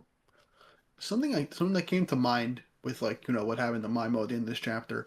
This made me think: is this how we got that giant like the Watchman that's between the ground and the sphere? Like, could something else like that have happened that created him? It Like, is not very the exact possible. same way as Mimo, but like that thing can be considered beyond human. So what if that's like a result of maybe all the Watchmen series created that as like a side effect or whatever, and maybe that's the Rudo's ancestor. Like he became the Watchman between the two areas in the middle of the border. Yeah, Or that's how things go. I could definitely. I think that's another thing that makes this feel better than the endings that have like fucking faceless blob with no personality in Boss. Like the fact that we have seen something similar to this with the Watchmen, within that big space is like, okay, so now you see Mamo turn huge, and it's like, well, shit, that thing wasn't just born like that. Like this, someone could get big like that, and what does that mean? Yeah. I feel like I really hope Mamo keeps some of his personality here, and is not just like I don't think he's gonna be Blob, Yeah. but I also don't think he's gonna be hey I don't think he's gonna be President Mike anymore. Right. But like I think he's gonna be more in a godly. He gonna be talking like Meatwad when he got smart in that one Yeah, episode. yeah, bro. That's what I'm expecting, Like, who is this nigga? Like, it's still Bibo. He still got the same, fucking wants and stuff, and he still is on the same time. And you can tell he's in there, but like, he's a different nigga. Like, Right. he put a suit on. He's at a job interview now. This is a different nigga. This ain't Ray J in the hood. This is Reginald right here, bro. Reginald. What's fucking Steve Urkel's alter ego name? Oh man, oh fuck. man, I was gonna say Questlove. It's something. Steve. It's not Buddy Love because that's Stefan Urquell, Stefan Urquell. He about to be Stefan Urquell, bro. Yeah, we need that. I'm screaming, nigga. Yeah, no, this is a banger chapter, and so much has fucking happened, and just, man, like, the desperation was there. Like, everybody is like, man, we gotta like stop this nigga, and then they do, and they pull through, and then it's like you got this good shot of like the adults doing adult shit, and it's like to us it's normal for the main character and like the work to really be done by the kid characters because it's a shonen, it's all about like the fucking kids, so it's always characters like Rudo getting the shine and then pulling off the saving the day. But it's nice to see the adults doing work because it's like, yo, this is what we do, bro. We can't fucking have the kids do everything. We got a job to do. I'm your boss. I'm your manager. I do this shit too. Like, you're not the only one. And I mean, Rudo did try. Like, he tried to stop Mamo, but Mamo grabbed another dude. Rudo ripped his arm off. Right. Like, that was crazy when he threw Buddy in front of him and Rudo ripped that nigga's arm off on accident. I was like, yeah. Like, I was like, no, don't make Rudo do that. Yeah. Crazy. Like, I let out some crazy Tom and Jerry noises when I saw that shit. When I read that shit for the first time, I was like, whoa, whoa, whoa, whoa, whoa. Yeah, I thought that was already crazy, and then it just got crazier. Like the next page, he gets shot, finger and chest, drops the mic. The mic got a bullet hole in it, and then fucking what's her name? Marie. Oh no, that's not her name. I forget her name. I think they said it in the chapter somewhere. No, that's her saying the name of someone else. The other, Mildreda, yeah, Mildreda. There it is. Yeah. So first shot went to his vital instrument. Second shot got both knees. Impressive as always, Mildreda. Yeah. MVP. Bro, I need her on the team. She got the shots for real. But like this chapter just got crazier, and then was it Goku? What's his brother's name? God, Goka. Goku. Yeah, like Hellguard pulled up. Goku's on, fucking engine's like, hey man, glad to have you. He's like silently about, like, damn, like nigga, Like, whoa, damn, like, bro, what the fuck? like what's the beef? So it's so much, so many layers here. It's like they showed up and shit ain't solved. Like these niggas, the Hellguard got to get active because Yeah. now you fighting a heavenly being. Yeah, like On God. Yeah. There's still one character that hasn't made their appearance in this arc. ooh, I keep forgetting her name. The girl from Zonka's past. yeah, Because she Yeah, it did. was teased she yeah. was coming to the Doll Festival right before the arc started, and she has yet to appear. So what if she just shows up and is the deciding factor in this fight, Would it be? or is That'd at be least the wild. last thing that helps keep things more even? She finna pull up like Attack on Titan and slice the nape of his neck out of nowhere. Hey, She'll be she's the yo. new Levi. That's where we're gonna Yeah. go with this. She's just gonna fucking take a bite out of crime on his shit, right? Like as he's falling down, she's just gonna be like hand on, like she got one sword in like his neck as he's Christian crashing McGruff down, from and Crime she's just Dog. looking at everybody, like just Yeah. like cool guy not looking at explosions type shit, but she's riding the fucking the destruction down and not fucking flinching. Yeah, I need that. Yeah. There's still so much that can happen, and just this Mimo shit was fucking crazy, bro. Yeah, it really was. Yeah. Nigga said, bro, like the collar being on his ankle. Crazy. Mhm. I was like, like I did Yeah. ass like gas. I was like, no. Nigga walkie-talkied himself. Like, nigga, you Yeah. can hypnotize yourself, bro. Crazy. Fun fact. When I was reading the chapter, I'm somehow I had like a brain fart and misread it. Like his legs are chokers. His legs are chokers. Yeah, are made of chokers. You sick. Like the same material. Wait. I misread it so badly. Like I had to take a double take. I swear, sometimes it's almost like I have random dyslexia. No, Uh, that one page though, the page when you see his ankle and his boot, it do look like fucking Shadow the Hedgehog shoes because he's got like the fucking rings around his ankles like that too. yeah, The yeah. I forget what they call like inhibitor rings or something. He's got them around his wrists and ankles. Yeah. But yeah, I kind of did think for a second that it was just part of his like shoe, but then he's like on his leg, a choker. I was like, oh no, what does that mean? It's like fucking Rudo Mimo is still. I still have my mic, so he orders himself. But like the thing I was confused about here is essentially Mamo's power allows him to control a target when he drinks their blood. But like this nigga didn't drink blood of 1,000 people. No, Unless I think I think it's because like what was it? It's possible he like did something to connect his mic to Gauntis, and I guess using Gauntis as like a conduit was able to do his commands. But I think that's how it was explained, maybe. okay, I guess like Yeah. he's controlling Gauntis, so he drank Gauntis's blood, and Gauntis is Yeah. the one issue like because of the collars. So We'd have to yeah, reread the whole introduction of it to be absolutely sure, but I think that might be it. yeah. It's like is the collars, is the collars the thing that's controlling people, or is it the order that's being given through the collar? Like I don't know. Like I don't know. It's Yeah, definitely I gotta the order, reread. but like needs a conduit, I think. I think that's how it works. Yeah, I gotta reread because like drinking the blood of the target and then being able to control them makes it sound. It seems to me that Mamo would have to have drank everyone's blood in order to command them. Right. It's Yeah. like I can see if like we had a shot like at the beginning of the arc where it was like how when you enter like a fair they give everybody like a fucking little bracelet. I can see if like at the beginning of the doll festival everyone had to like prick their thumb or something and do like a fingerprint thing, and then like we got a shot of Mimo like licking the stamp book or some shit, that way he Yeah. like got everybody's blood or something. Yeah. but Yeah.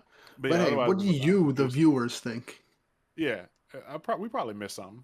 I'm sure that something's missing here. But yeah, I'm ready for these Hellguard boys to pull up and well they already put up, but to show out and Yeah, man, fucking Goka and Engine team up. Like we need that, and like we just got a lot of people here. And then like you said, Two Lily hasn't shown up, and Zonka's ex homegirl hasn't shown up. So there's still a few parties that haven't shown up. They might be still good, but they they probably ain't, yeah, because like God pulled up, and Yeah.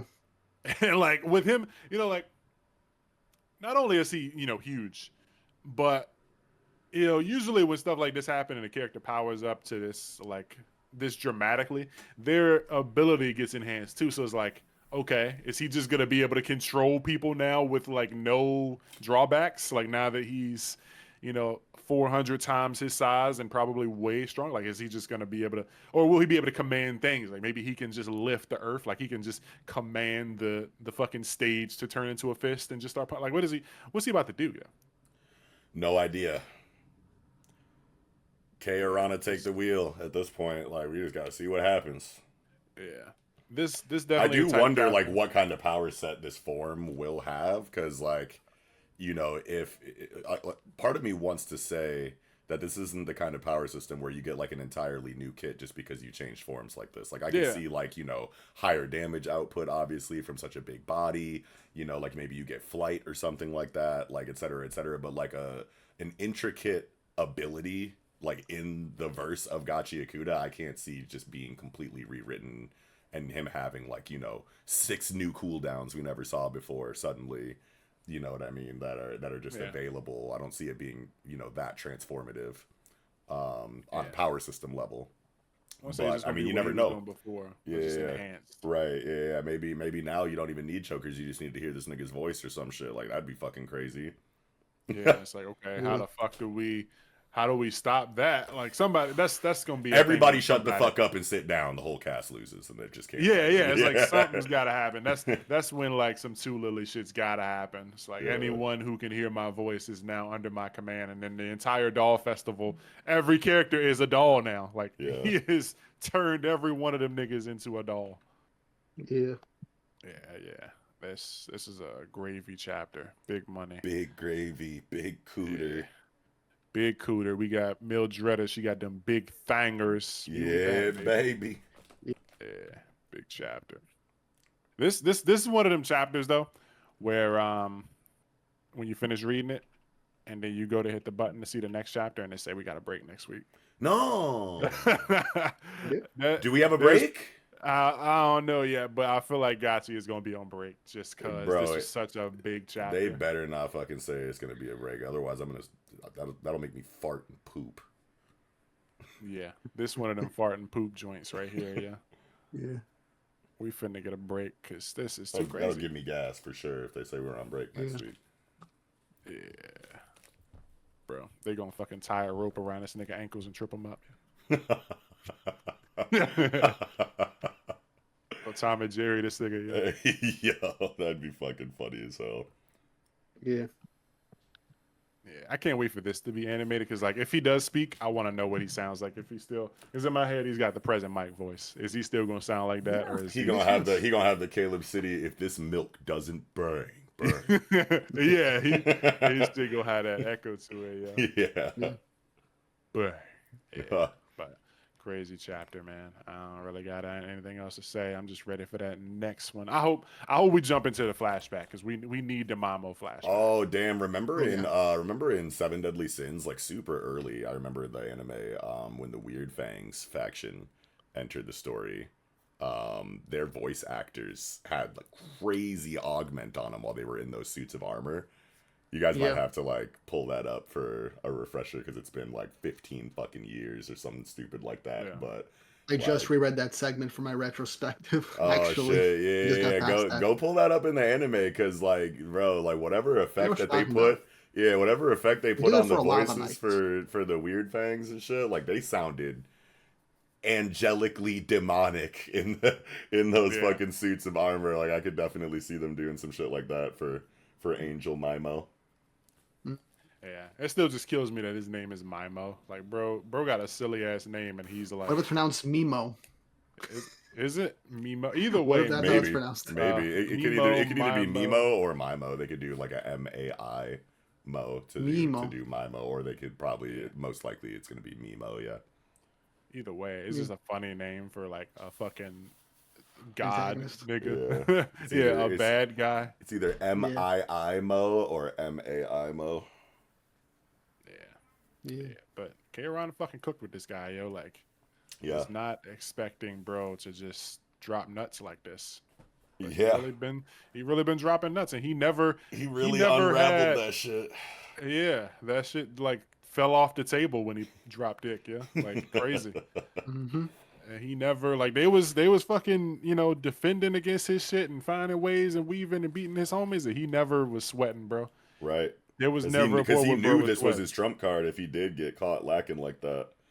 Because Bro like had imagine that. being Mimo, you know what I'm saying? It's like even if they fucking shoot my thumb off and shoot my microphone, I could still do this because the ankle. Yeah, as long You as the know what I'm saying? microphone is on. As long as the microphone is on, I got the ankle choker. Like they don't know like what my ace up the sleeve is the whole time. Of course, he was never sweating. Yeah. Yeah. Shoot Oh, my you know what's thumb. you know what I would find funny? What's that? Since What? Mimo is no longer human, uh, Gil, I think her name is Gil, the girl with the bat. Yeah. She now has no one to pay her. So what reason Oh. does she have to keep fighting the cleaners? Oh And shit. she'd be like, okay, he can't pay me anymore since I don't think he can pay anybody anymore. So I will give you a limited time offer for my services to either run away, tell you what I know, which is absolutely nothing probably, or I'll help you fight, and I can not go to prison. I do wonder if his people like Gil and I forget the black dude's name, but like I feel like he would probably still be like on some Lord Mimo shit. I But mean, he's like a even fanatic of the guy, so he's yeah, sticking with him no matter what. It's just so yeah, crazy, like how layered this nigga's strategy was. Like, not only did he Yeah. have like, all right, I'm activating all the chokers. Everybody's under my control now, and like that's a big deal. It's like how you gonna get through that? And then all of a sudden you have Amo come and counter that, and it's like, oh, okay, but you still can't get through this sphere though. And then they got through the sphere, and then Yeah. it's like, oh, okay, so you got through the sphere. I'm still not sweating. Oh, but you shot my thumb off and shot me in the chest and shot my kneecaps out, and you broke my fucking vital instrument. But I ain't hear no bell, nigga. The fuck? I like my microphone's still on. Like it's just so he has so many contingencies, And I didn't even And bring up the two lily, the two lily aspect of his plans. Like, oh, okay, they got me dead to rights. Well, two lily then, nigga. What now? Now you helping me, because I got two lily, and it's like, damn, bro. Like, how many backup plan? We're on plan F right now. You know what I'm saying? Like this nigga's different. I always like when a villain is like backed into a corner and has to do something like risky to an extent for themselves. Because like usually you Right. see stuff like that for the heroes. They're backed into a corner against a powerful threat and they have to do something out of the box or something that they're not supposed to do to kind of get over their obstacle. You don't see that too often with antagonists a lot of the time, And the which best is honestly ones, the really best great. ones beyond that though. yeah. Yeah, He threw away his humanity. That means he really wanted this dub, yeah. Like Right. yeah, he he's wa- Eisen. he wasn't about to like let them take him to jail. He wasn't about to let them like kill him. Like, nah, it's bro, I'm going beyond human. You niggas is not seeing me, bro. We still good. You shot my thumb out, shot my mic, still good. Still good. Yeah. Turned into Everything. Sosuke Eisen at the end of the day. Yeah. I can see some eyes in there. But yeah. Yeah, especially with the design. He hella angelic, bro. I can't wait for the next one. This was a Me banger. too. Hell Big yeah. banger. But got anything else for this one, Knox? No, I'm good. I'm all squeezed out. What about you, Weeb? I've been finding God throughout this entire experience. Hey. Type shit. That's gonna do it, baby. We all squeezed out. That was Big Gachi, the fattest cooter, chapter 151, something inhuman, baby. He said it again. I'm sick. Now jumping into Ichi the Witch, 53rd Hunt, a heavy blow. And actually, before jumping into the chapter, before I forgot, wanted to give a shout out to, what's their name? Janice Marie, at Janice_M_audio on Twitter for hitting us up. They were reaching out to us last week on Twitter talking about their theories, and it was cool. They were talking about a theory that the Chrono Magic guy was a siren, and that I think, not to say that this chapter disproved the theory or whatever. But there's the burp I was waiting on. But That's the It's a real good time to do that. Oh my god! Anyway, and scene. Yeah, I was fucking context. I was sitting for like 5 minutes trying to squeeze out a burp, but it wouldn't come out. Yeah, but anyway, nobody pushes out burps. They're just supposed to come out anyway. Fucking. Janice Marie, shout out to you because you had cool theories. You were saying something about the chrono magic being a siren, and possibly because he didn't speak last chapter, maybe he wasn't speaking because like speaking would cause his siren powers to activate, and maybe hurt his wife and stuff like that. And there was some cool stuff in there, a lot of mythology stuff and stuff that us boneheads didn't think about. Yeah. Of course, Traffy wanted to jump in and try to add to the conversation, but he can't. Oh my god, boo, lame, corny. Tomato, I'm throwing tomatoes. Yeah, he was trying to say stuff. Of course, it was all bogus. Nobody cares. So I just decided to take it upon myself and say me and Janice can split the W. I take a V and she gets a V. So yeah, cool theories. And then she tagged us again today, 10 hours ago, talking about this week's chapter, and it wasn't her post, but she tagged us in a post, like quote retweeted, and it was talking about quote retworked, yeah. Talking about Minerva, which is the name of the lady here, and saying, according to myth, Minerva is a virgin goddess, tall and athletic, but in Ichi the Witch, she is portrayed as pregnant and short. She still wears armor and wields a broom as a spear, like in the lore. And Chrono has bird-like features on his body, which seems to reference the owl of Minerva. So there's a wiki link.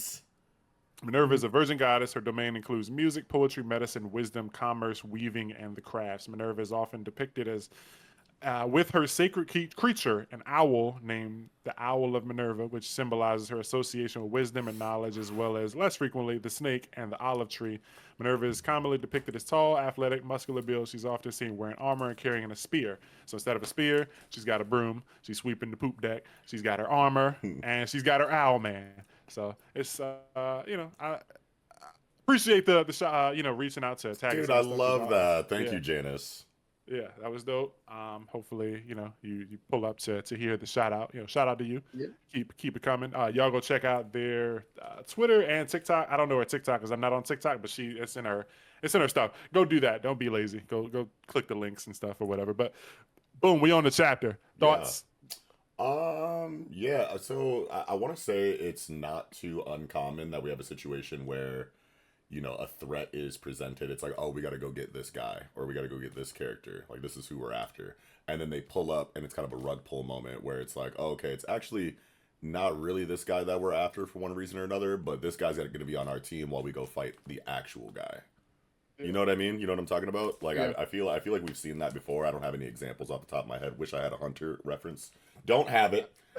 So, but yeah, anybody in the chat, if you want to leave a comment of times you remember a similar situation like this happening. I know it's happened before. Oh, yeah. We just had it like 2 weeks ago in Modulo, where it was like, we got to pull up for the shark, and the shark was actually a dude. And there was we like, go. the tiger. There we go. It happens, but it's like, it's easy to forget those.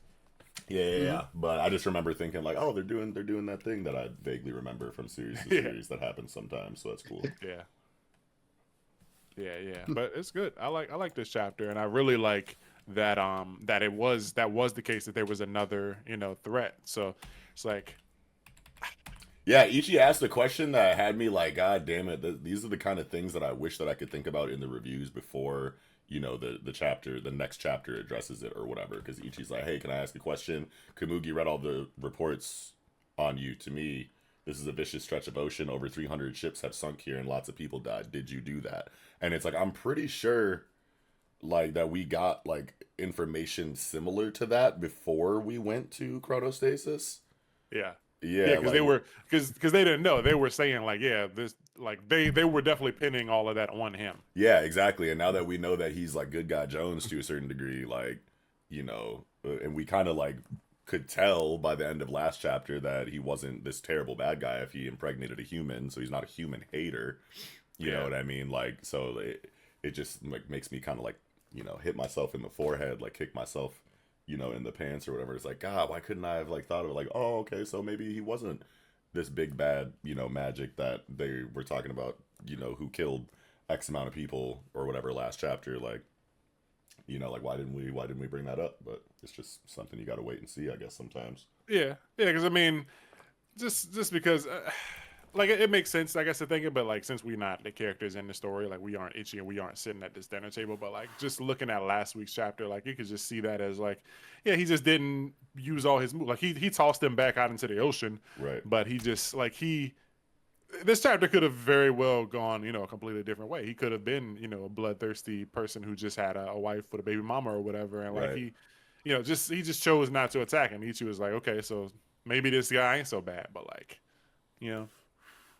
Yeah. But yeah, like they're fucking chilling, eating dinner. It was funny just going from last chapter to just suddenly at the table with hella food and just fork and spoon in hand. Everybody's confused. And did we know that Jiki Shirone was with them before this chapter? Yeah. Yes. Oh, okay, she went with them. She was on the surf board and everything. Oh, okay. Yeah. Oops. But this nigga lacking. Because I was like, wait a minute, why didn't they say something like, Jiki Shirone, what are you doing here? I was like, oh shit, I must have forgot. Yeah, no, but speaking, you know, cutting ahead, I guess. Speaking of Jiki Shirone, she's got some takes. Yeah, dude. Holy shit. And especially for a character that is in a similar coexistence situation with her own human. It's wild for her. It makes me feel like she's fronting a little bit. Like she's just like saying shit. Like she's just rage baiting. Projecting. Some shit. Yeah, like projecting, rage baiting, like whatever. Because it's like you like relate to this situation more than anyone else on the ship. Yeah. So why the fuck would you say that? Everyone. Yeah. Like, maybe. Yeah, it could be like to see like how they all really feel about that. Like, would they truly be accepting of me if they're accepting of this like baby situation? But yeah, they were, bro. People on Twitter were calling her Jiki Shirone, but with 3 Ks in her name. There's another one. There's the meme where it's like never ask a woman her age, a man his salary, or Jiki Shirone her thoughts on interracial marriage. Oh my god. That's crazy. Like, this is a crazy chapter for Jiki Shirone. Well, at least we know she's pro-choice. Yeah, I guess. Yeah, but yeah, she's like, man, the baby would be gross. Like, there's no way the world would celebrate the birth of a baby like that. It's like, wow, this is kind of crazy. And then the mom is like, you know, even if 100 people hate my child and thousands of people think they're disgusting, I'll still be glad they're born. And I love them enough for 1 million people because I'm the mom. W. This was banger, yeah. We needed this. Yeah. Now it just makes me wonder, like, what the baby, you know, will look like. Will it and will it be, you know, magic? Will it be half magic? Like, what? Man, I can't wait to see. He's curious. That baby's gonna come out 13 years old and join the crew. Bro, I feel like it. Yeah, I feel like it is gonna be like these two might not join the gang. Like maybe something happens and either like they you know happily ever after, or maybe like one or other. You know, maybe both of them die. Maybe the mom is dead and he's been reversing time to keep her alive or something. Like that's possible. Wait, that's actually that's some shit. It could get dark, but like this baby situation is like. Because I don't see all 3 of them join. I don't see mom like being, you know, fucking team Discards, but like maybe the baby does, you know? Yeah. Wow. And like, I don't know. Yeah, like how do we get here? Because you know, like a similar situation was with Bakugami. It's like, yeah, we saved his village and like they said it was cool to go, but like this is a magic, you know? Like it's not like leaving your mom and dad. Like your mom and dad are your dad's a magic. Like he's. Right. You know, he's awarded. He had a criminal, but he basically awarded criminal. Like we want him in a Pokeball. Like we need him. Like, get him out of here. Like it can also just be maybe the kid is born more or less human, but will have a natural ability to use magic, like without needing to acquire a magic. Yeah. Oh, I see. And I can see him having time powers too, and that would get sticky because time powers is always sticky. So I'm very curious on how this is gonna go. Because you know you never want to have a situation where it just feels like a character can just wave their hand and just fucking remove stakes or like you know my friends aren't injured anymore because I fucking time reversaled or whatever. But yeah, this Yeah, is they a gonna fire. have to. Yeah, I didn't even think about that. They're gonna have to dead this nigga off. No, Yeah, because if he's worried about this new magic that's come into the story, then like this nigga has to have some way to kind of counter the time shenanigans that Chrono has kind of been shown and that they've been talking about with him. Because otherwise, why would he be worried about this dude? True. you think the other guy has some way to get around Yeah, Chrono? yeah, yeah. Okay. Because it's like Yeah, that we why can't. would Chrono be so worried about this guy if he didn't have a way to kind of like get through all of the things that make Chrono so broken? Because otherwise, Chrono would Yeah. just be like, "Yeah, you're, see you later, my nigga. You're in last Tuesday now. You know what I mean? Like we don't even need to worry about you because I could just put you into next week or last week or whatever." Yeah. Yeah. So there, he has to have some kind of counter to the time weaving. Hmm. You know what I I was mean? gonna say, what if? Yeah, I was gonna say, what if he is like his son already? Like, what if he's already a child of Chronos or something? Yo. But probably not. Yeah, I don't know, man. This is an interesting chapter, and they start off with the dinner thing, and it's all silly, funny games, and they're like, what it like Discards is like, all right, let's talk business. Crow, what is it that you love most about Minnie? It's like, bro, this is business, and then he dumps him off the boat, like he just Yeah. chucks him back into the sea. Yeah. So shy. Yeah, it's funny. And Funny that's so stuff. funny too, because like once like the heavy question gets asked, like, you're here because you want to acquire my husband, right? And everyone's like, ooh. But then Disguise is like, yeah, pretty much. It's like, yeah, okay, this is a good character moments, little subtle, small guys that add up over time. Yeah, and like, yeah, there's so much with it. And when she said it, like when she was like, we could use it in our fight against the world hater magic, I was expecting him to say something like, world hater, nah, I can't, like I don't want to step to him, or like Yeah, that's my boss, they didn't have a or very big something. reaction to World Hater. That was interesting Yeah, too. Yeah. she just like got in the way, and it's like, is that like her way of saying like, no, you're not gonna acquire my husband, or no, like you're not gonna throw him in the line of fire against the world hater because I know what he can do. Like, does she Yeah. know what the world Why hater not is both? capable of? It could be both, but I love my hubby. I don't want anyone to take him from me. If he gets acquired, there's no telling what kind of effect that might have. Like, yeah, what That's true. that would have an effect on the baby's in your stomach. What is him Maybe something with being? magic. Yeah, I guess. I mean, if it's it's unprecedented, I guess it's no way of knowing. You know? Like, what if he gets acquired and the baby just vanishes or something? Like, Mhm. the fuck? That's wild. Yeah. And then this hunt just got awkward.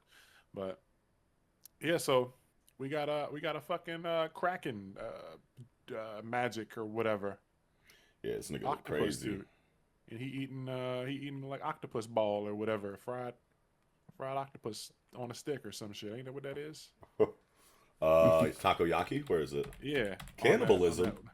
on that last phase. Of what's that on the stick? It's like I don't even know what the fuck that is. That don't look like no takoyaki I ever had. Nigga eating a lollipop. Yeah. Yeah, dude looks So crazy. Traffy drew this nigga too. did he? Yeah, I saw it on the TL earlier. He got right to work with that. Shit. Shout out to me. W Yato. Yeah. Great drawing. Yeah. Man, Most shout out to me. talented artist on the panel. There we go. Yeah, fucking. She slapped the shit out of Jiki Shirone ass. So Jiki finna Smacked learn. the fuck out of her, bro. I was like, yo. Finna learn today. And I think I'm with Weeb on the idea that Jiki Shirone was just asking just to kind of like put her feelers out, like test the waters and be like, would y'all be cool with that? yeah, Because Yeah, I think that might be the most likely thing. yeah, I hope so. I hope that's what's happening. yeah. Don't have I don't Jiki want Shirone to be one of them. Yeah, I don't want to put the 3Ks on Jiki Shirone like that. Not this early.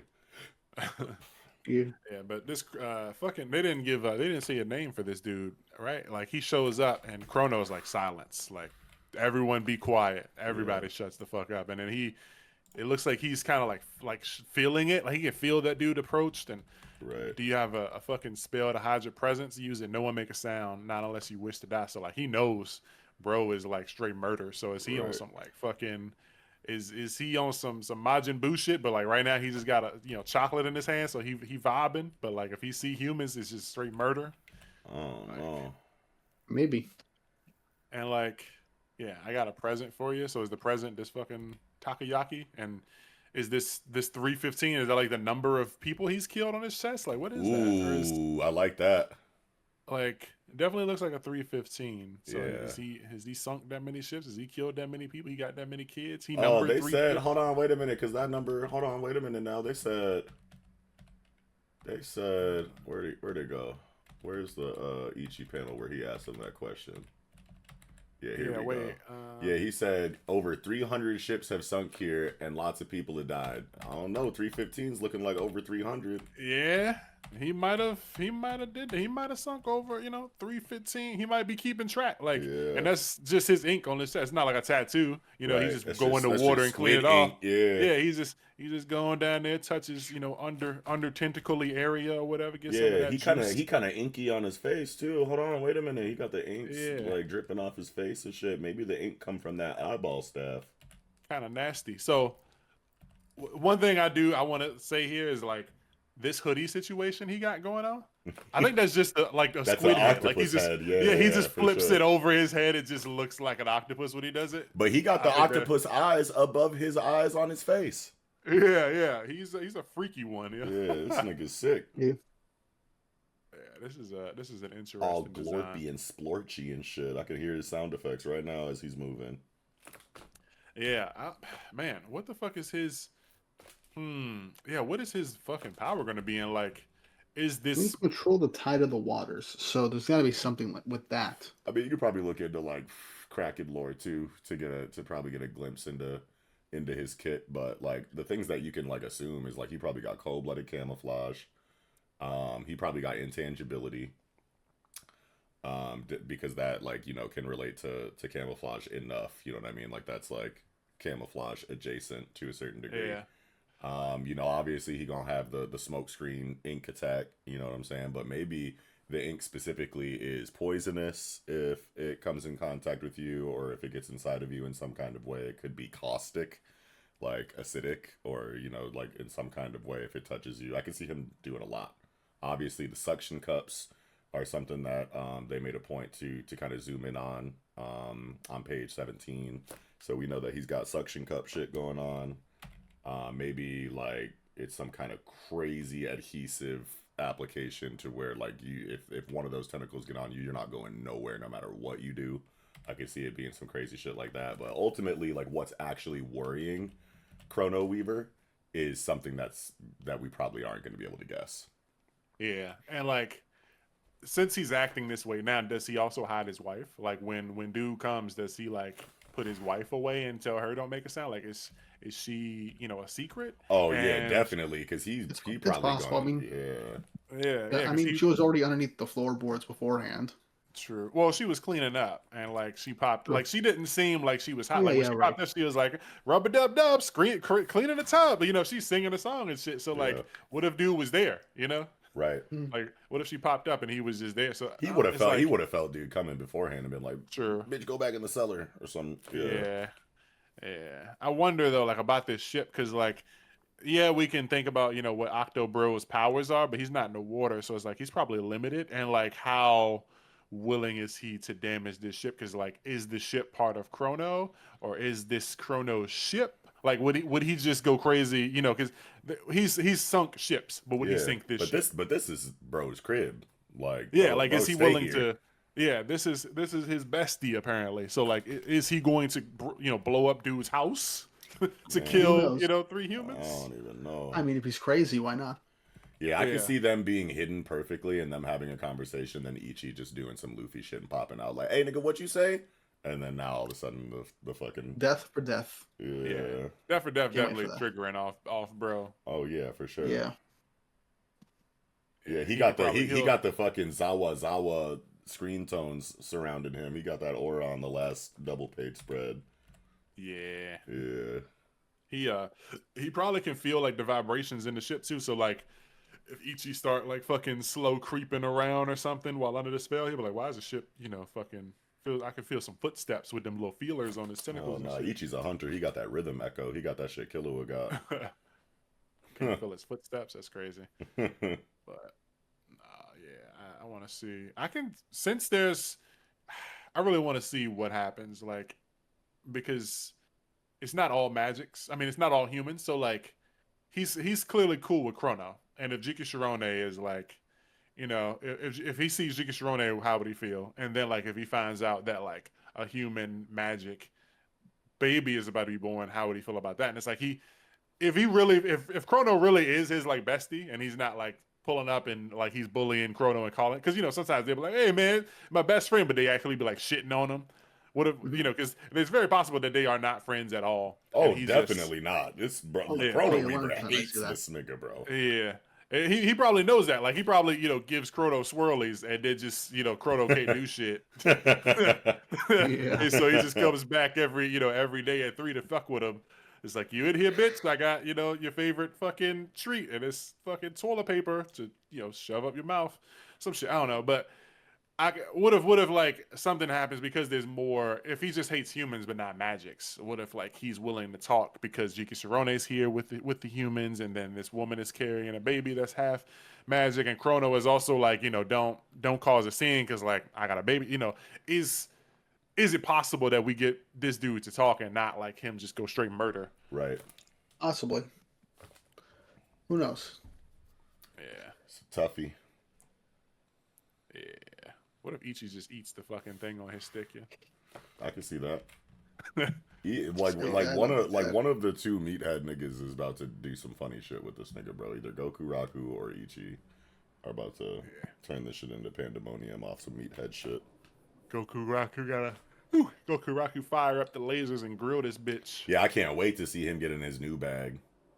Yeah. Big Frankie shit. Yeah, he probably gonna be a frontliner in that way just to like show off the kit. The Buster Cannons, yeah. Rocket Punch. Yeah, his fucking Android 13 did that shit with his fucking hands like unhooked, and the nigga had fucking 16. Was it 16? I think so. Yeah. Blasters in that bitch or something. Yep. Yeah, I mean, shit, weapons left, Frankie. Yeah, we need that. But yeah, good chapter. Was not very much not expecting fucking anything that happened here after last chapter, but nobody was expecting fucking pregnant baby magic lady whatever. Right. Yeah, this is a interesting situation. As I always say, like I want us to get into an arc that takes a while, but like with us being on this ship, I'm just wondering like how long could this arc possibly go? I'm feeling like this is feeling more like a 6 or so chapter arc and not like a 20 plus chapter arc. But like I'd love to be surprised and find a way to pull 20 chapters on this boat with these two magics. Hell yeah, I'm here for it if that's the case. Yeah. I don't know. This creative team can do no wrong in my eyes. Yeah, for sure. And yeah, they shit's busting. Yeah, and I think Ichi The Witch just hit a million sales. Or, I saw that copies in circulation. Yeah, that's great. Last week. Yeah, shit's busting, man. It's popular, big money. We here till the wheels fall off. Yep, another year and we'll have an anime announcement because we're at chapter 53 already. Scotch. Coining it, baby. A year from now, we getting an anime announcement. I'm so ready. Yeah. Only thing is, I'm be mad as hell when this shit get most season. Like the seasons come out faster than Aruma because I think Aruma's like finally about to do season 4 and that shit's at like 400 chapters. Oh Jesus. Yeah. Because didn't like the first 2 seasons like adapt end up adapting less chapters than they should have. I honestly don't know. I haven't watched more than like the first episode, but I'm gonna watch the new season because the new season adapts. It's getting to the butter. It's a very popular arc. Everybody loves it, so it's gonna be heat money. But yeah, good chapter. I don't think I ain't really got too much else to say about this one. It's mostly like cute fucking married couple things, and then fucking KKK Shirone and then Squid Games. So we'll see where that goes. You got anything else for this one, Weeb? No, I'm good. What about you, Nas? No, I'm good. Shout out Janice. Thank you again, Janice. Keep it up. We love that shit. Shout out to you. Go check her out. And so that's going to do it for Ichi The Witch, chapter 53, 53rd Hunt, A Heavy Blow.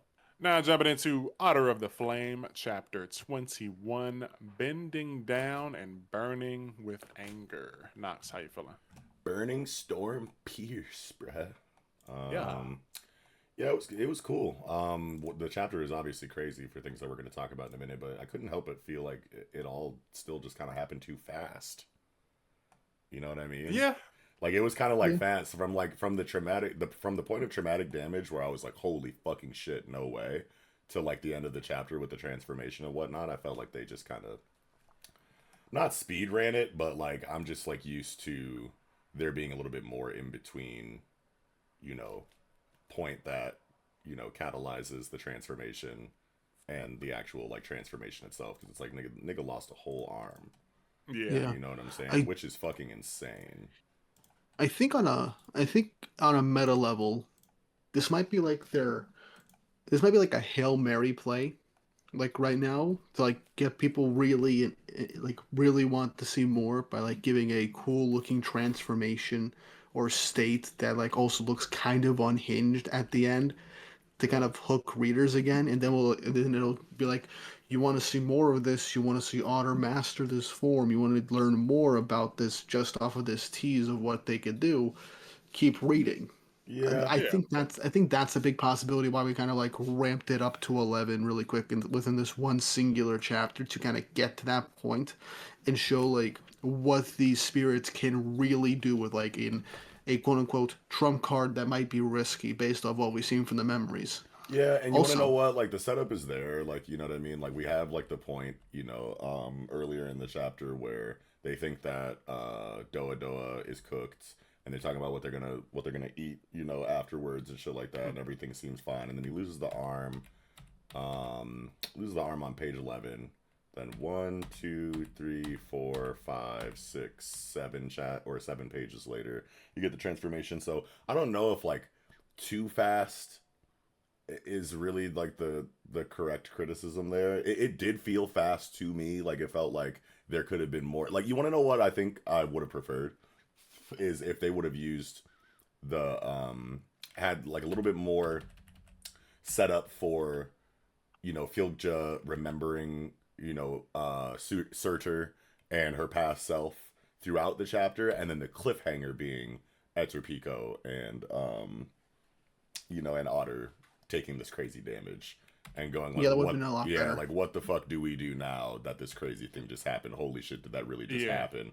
And then Yeah. next chapter you can go into a transformation and do Yeah. whatever. The one thing that I do like about the transformation though is that he didn't immediately grow the arm back with the new form.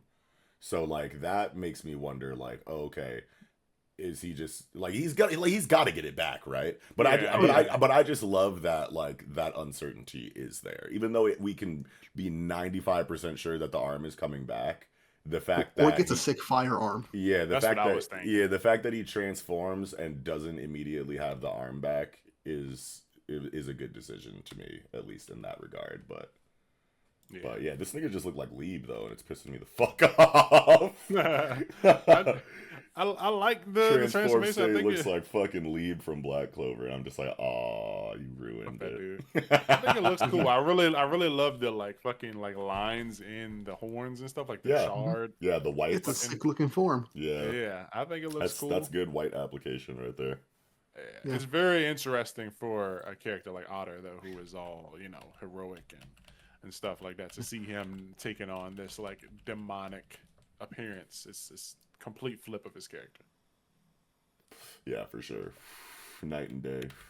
Yeah, I do like how like Flea Joe's kind of be like like kind of struggling like once you remembered like the memory of this happening with Surtur seemingly in the past, and really like that ominous feeling of her just saying, Otter, I'm sorry, and like it feels like either Otter is terrified of Fleja in this moment before the possession, or he's still kind of like terrified and in shock over losing his arm, Yeah. but you're not sure which it is, and then you cut to the transformation. that level of uncertainty, I think, really makes the transformation feel that more dangerous. It does, Also, but it also feels like it's like an adolescent form of the transformation too. yeah, Like this is just like uh, the shit has hit the fan button has been pressed and the all or nothing box is open and like this is just the form that we get right now while the tensions are, insane. But I feel like throughout the continuation of the story, this form will become more refined and specific to Otter, and it'll look a lot different later.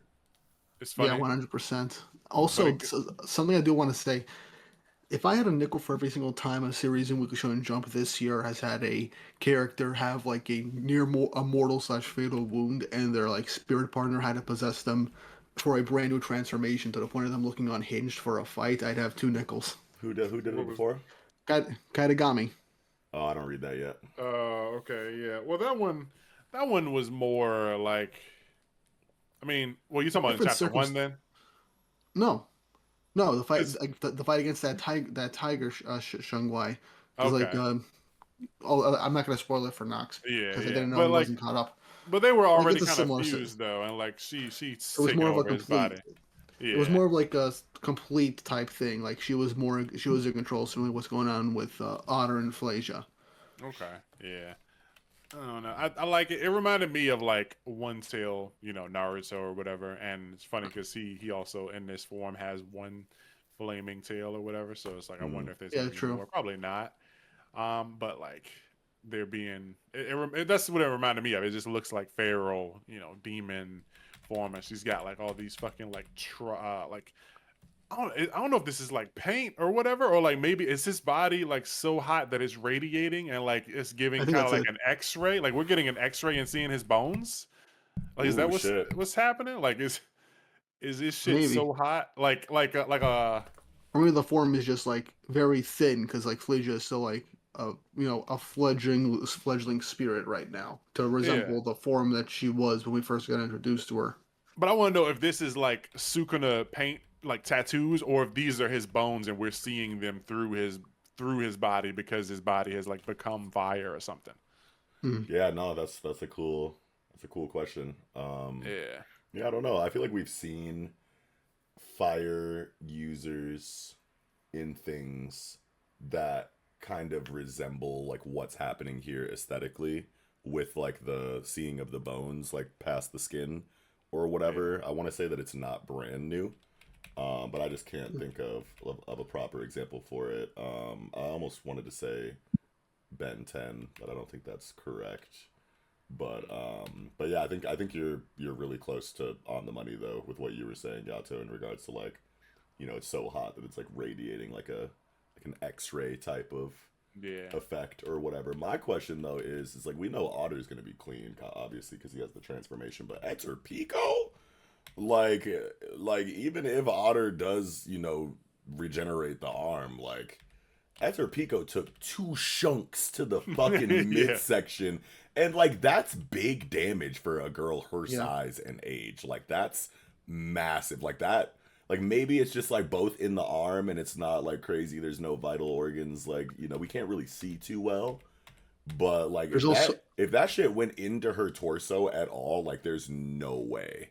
Like she there's also needs to get some kind of magic healing or something like that. And I don't think Otter has that in his kit to fix something like that. But then also towards the end of the chapter, like Etzer Pico has dialogue and she's got eyes open and shit like that. Like, no, lady, you just took 2 stalactites to the I titties. think I think I think it can just be revealed that she has more experience with like using the heroic vigor, and so in that last second she like boosted her defenses to the point where it didn't like stab her too deep, Oh, I but guess I it's still a forgot about mortal wound. heroic vigor. Yeah, Yeah, yeah, because it don't get mentioned enough. I guess story's still young, but that Yeah, that could be it. She could have like blocked with fucking Nin or whatever. yeah. yeah.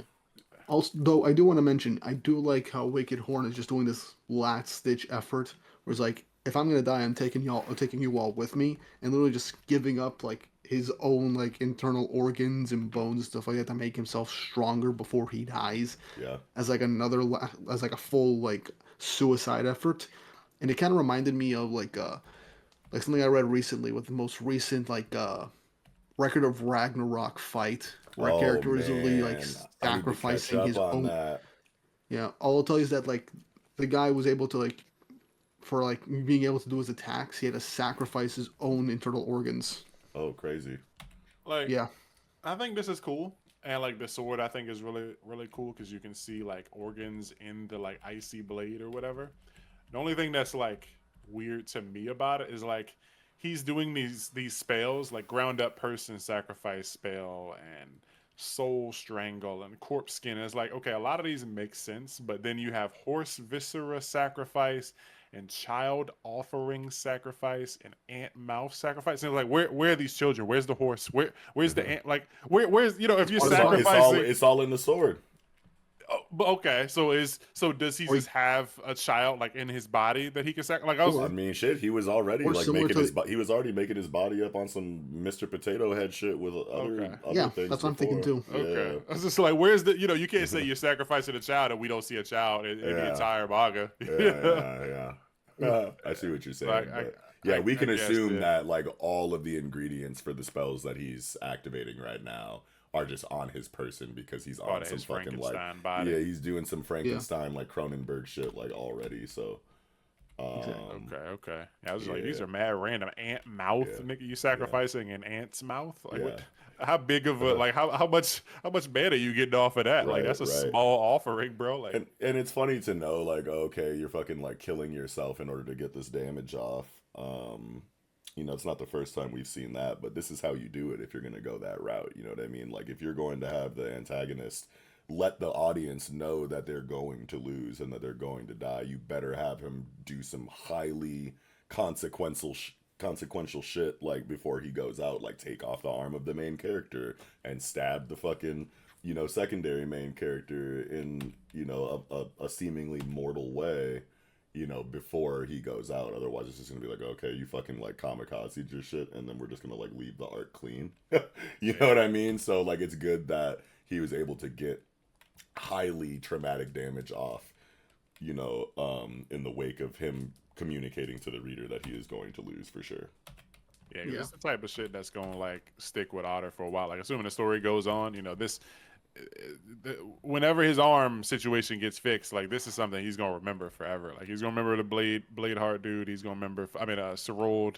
He's gonna remember this shit, losing his arm and this trauma and just demon form or whatever. And I like because when the arm came off, the first thing I thought too was they like maybe they'll burn and heal, fucking stick it back on there and solder it, like solder the fucking arm back on or something.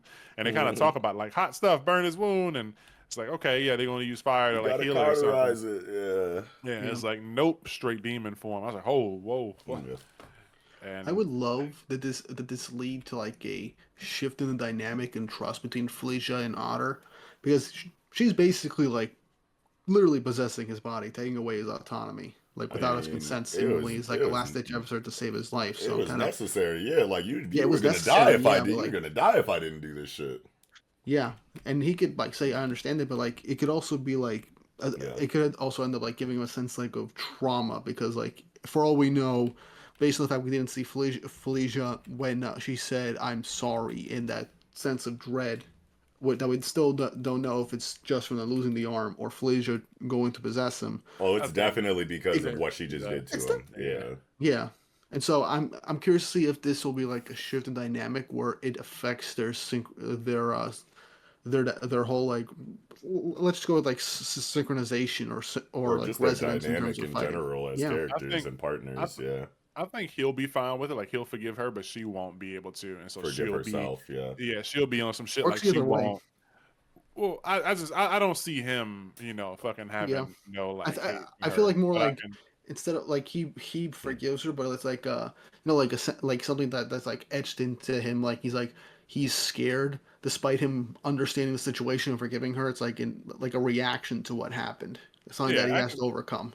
I can see him being afraid of like what happened, but I'm just saying I can imagine her kind of like tucking away and not like right now when they walk she just be out like a candle or whatever a lantern, but I can see her like not doing that because she's like afraid of being judged or and she don't want to have the hard talk But I can see Otter like being like, I get it, it's cool. I was gonna die anyway, but like, yeah, he still has the scar. Maybe his arm has a fucking permanent like burn scar over it or whatever for the rest of his life, like right around the shoulder or something. But I don't see him like holding a grudge or being mad at her in any way.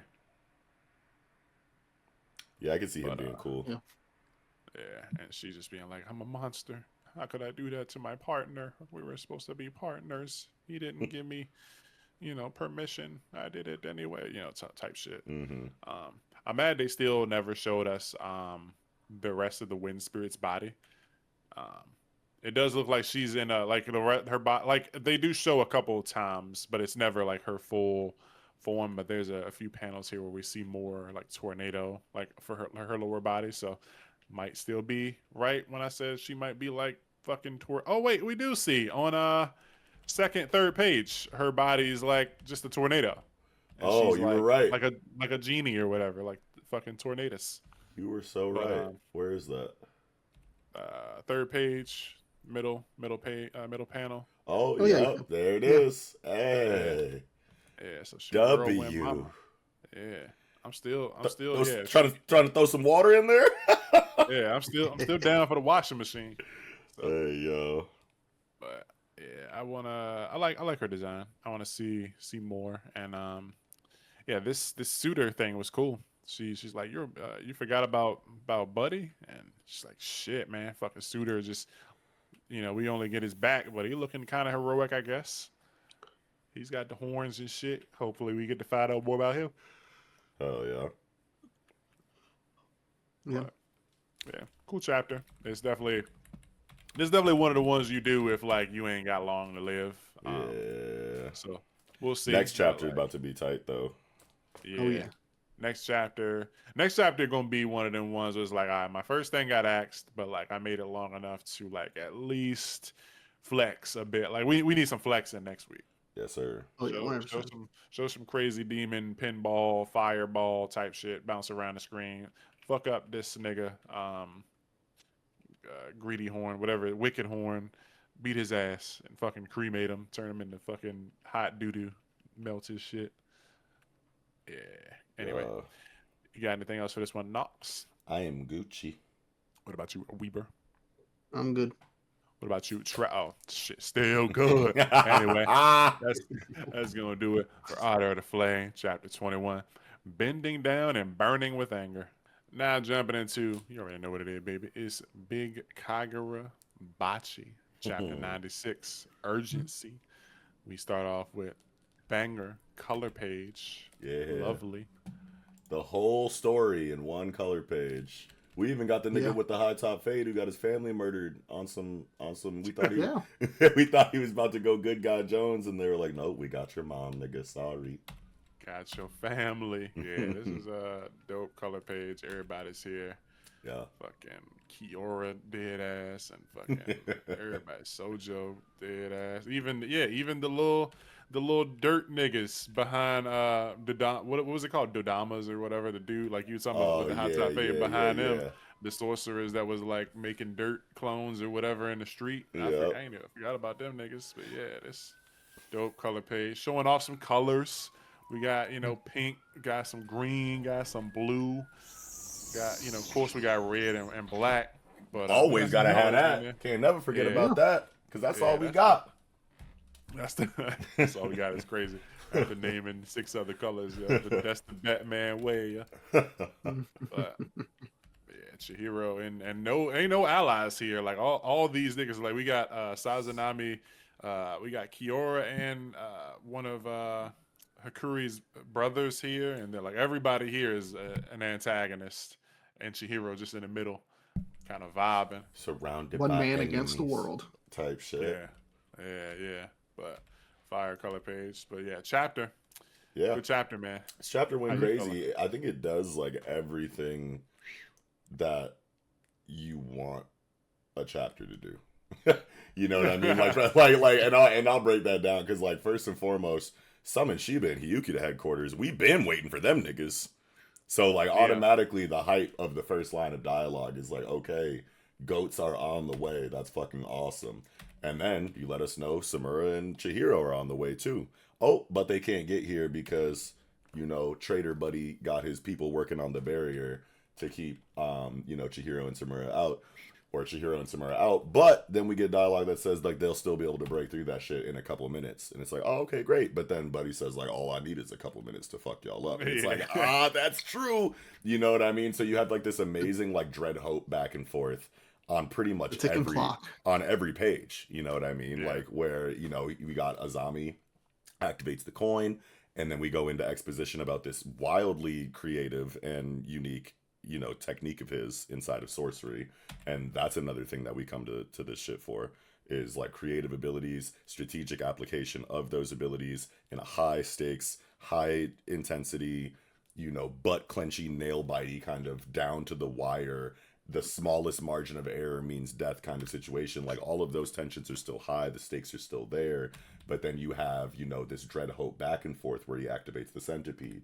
You know what I mean? And it's like, oh shit, that's a huge AoE that's gonna fuck everybody up. But the strategy comes into play when it's like everybody thought on a split second, on a dime, like, we're gonna use ourselves as bait so that Azami can properly position himself behind Yura. And it's like, oh, okay, the strategy is going, you know what I'm saying? And then we get the exposition for the ability, and it's like, okay, he's about to cook. But then Yura's like, no, nigga, I'm Yura / Sword Saint.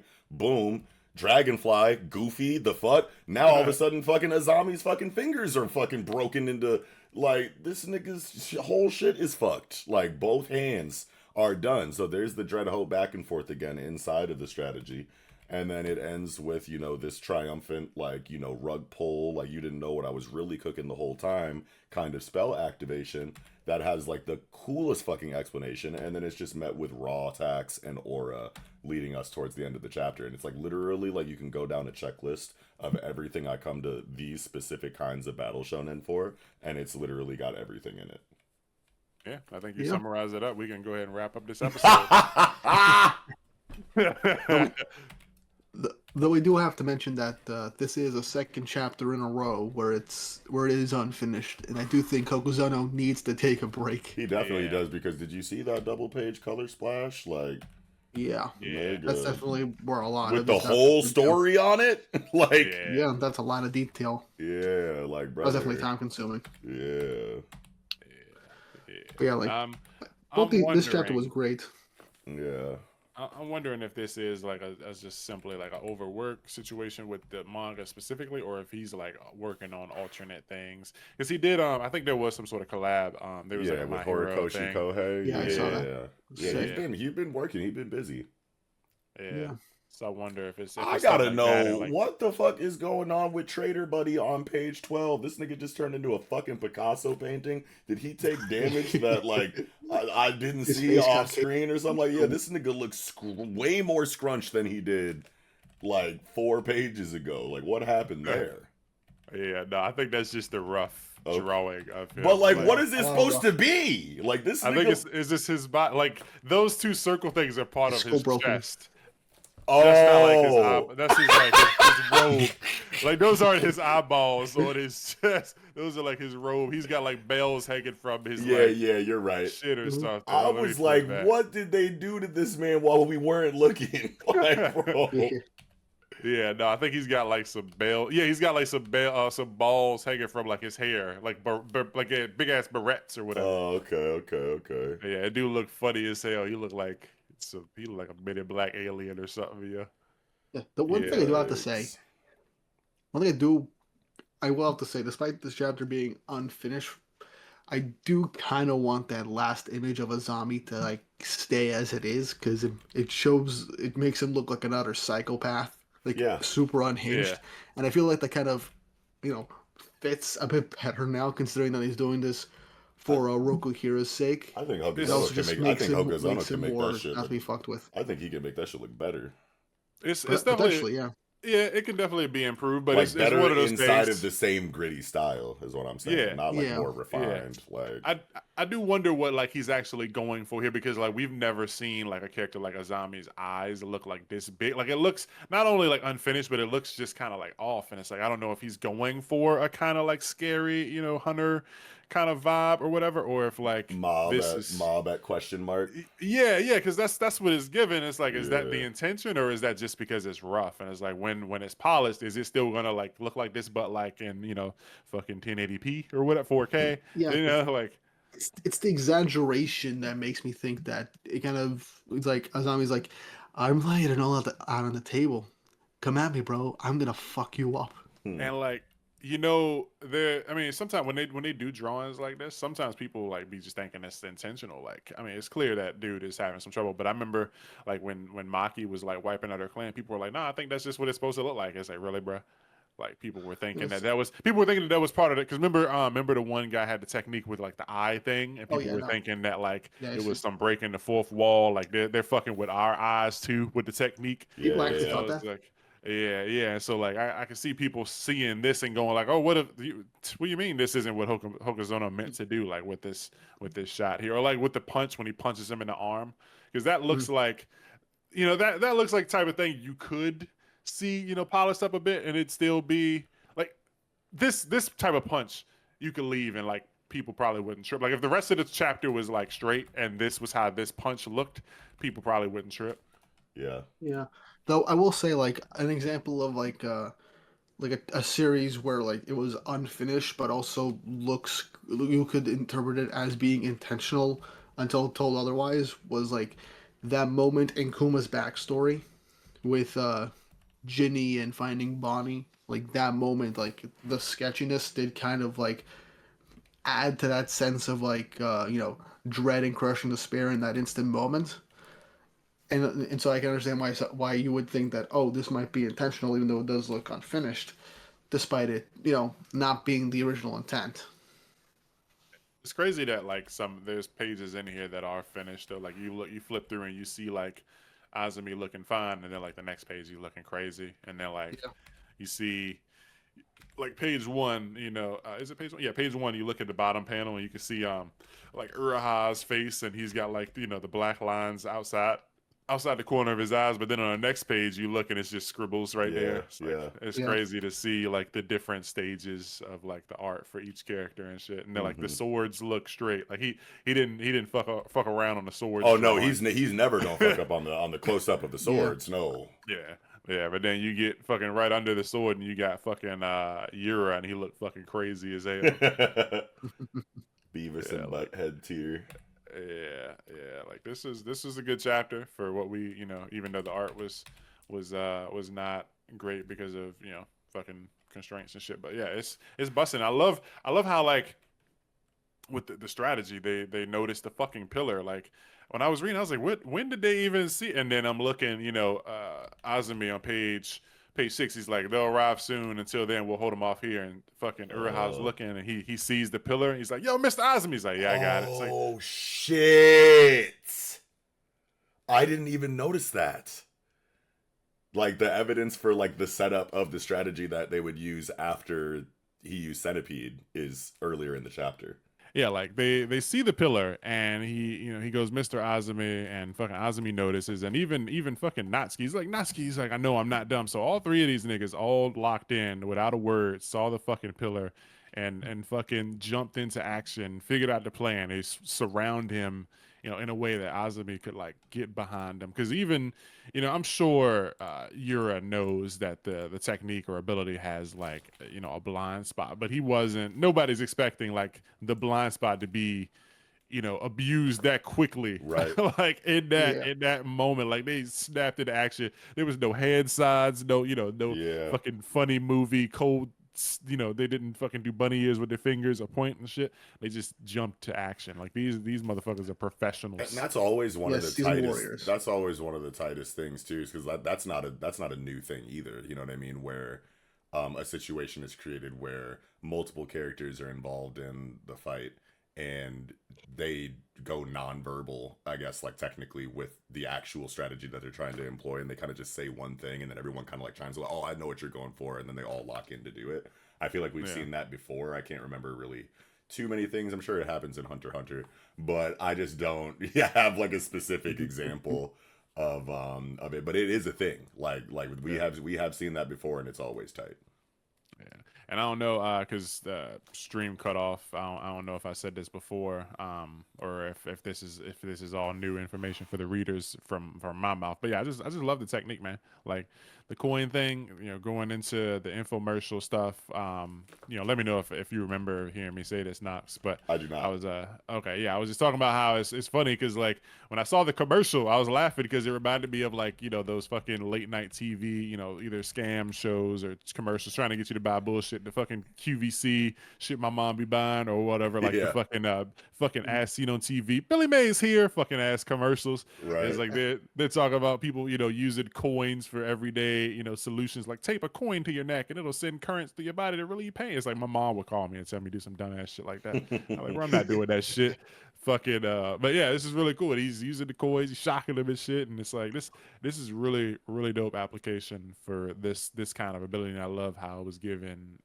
We got a page, 2 pages dedicated to how like it was created, how it was originally used, and how he was basically like kicked out of his own clan for fucking taking this ability that was weaponizing it in combat. Yeah.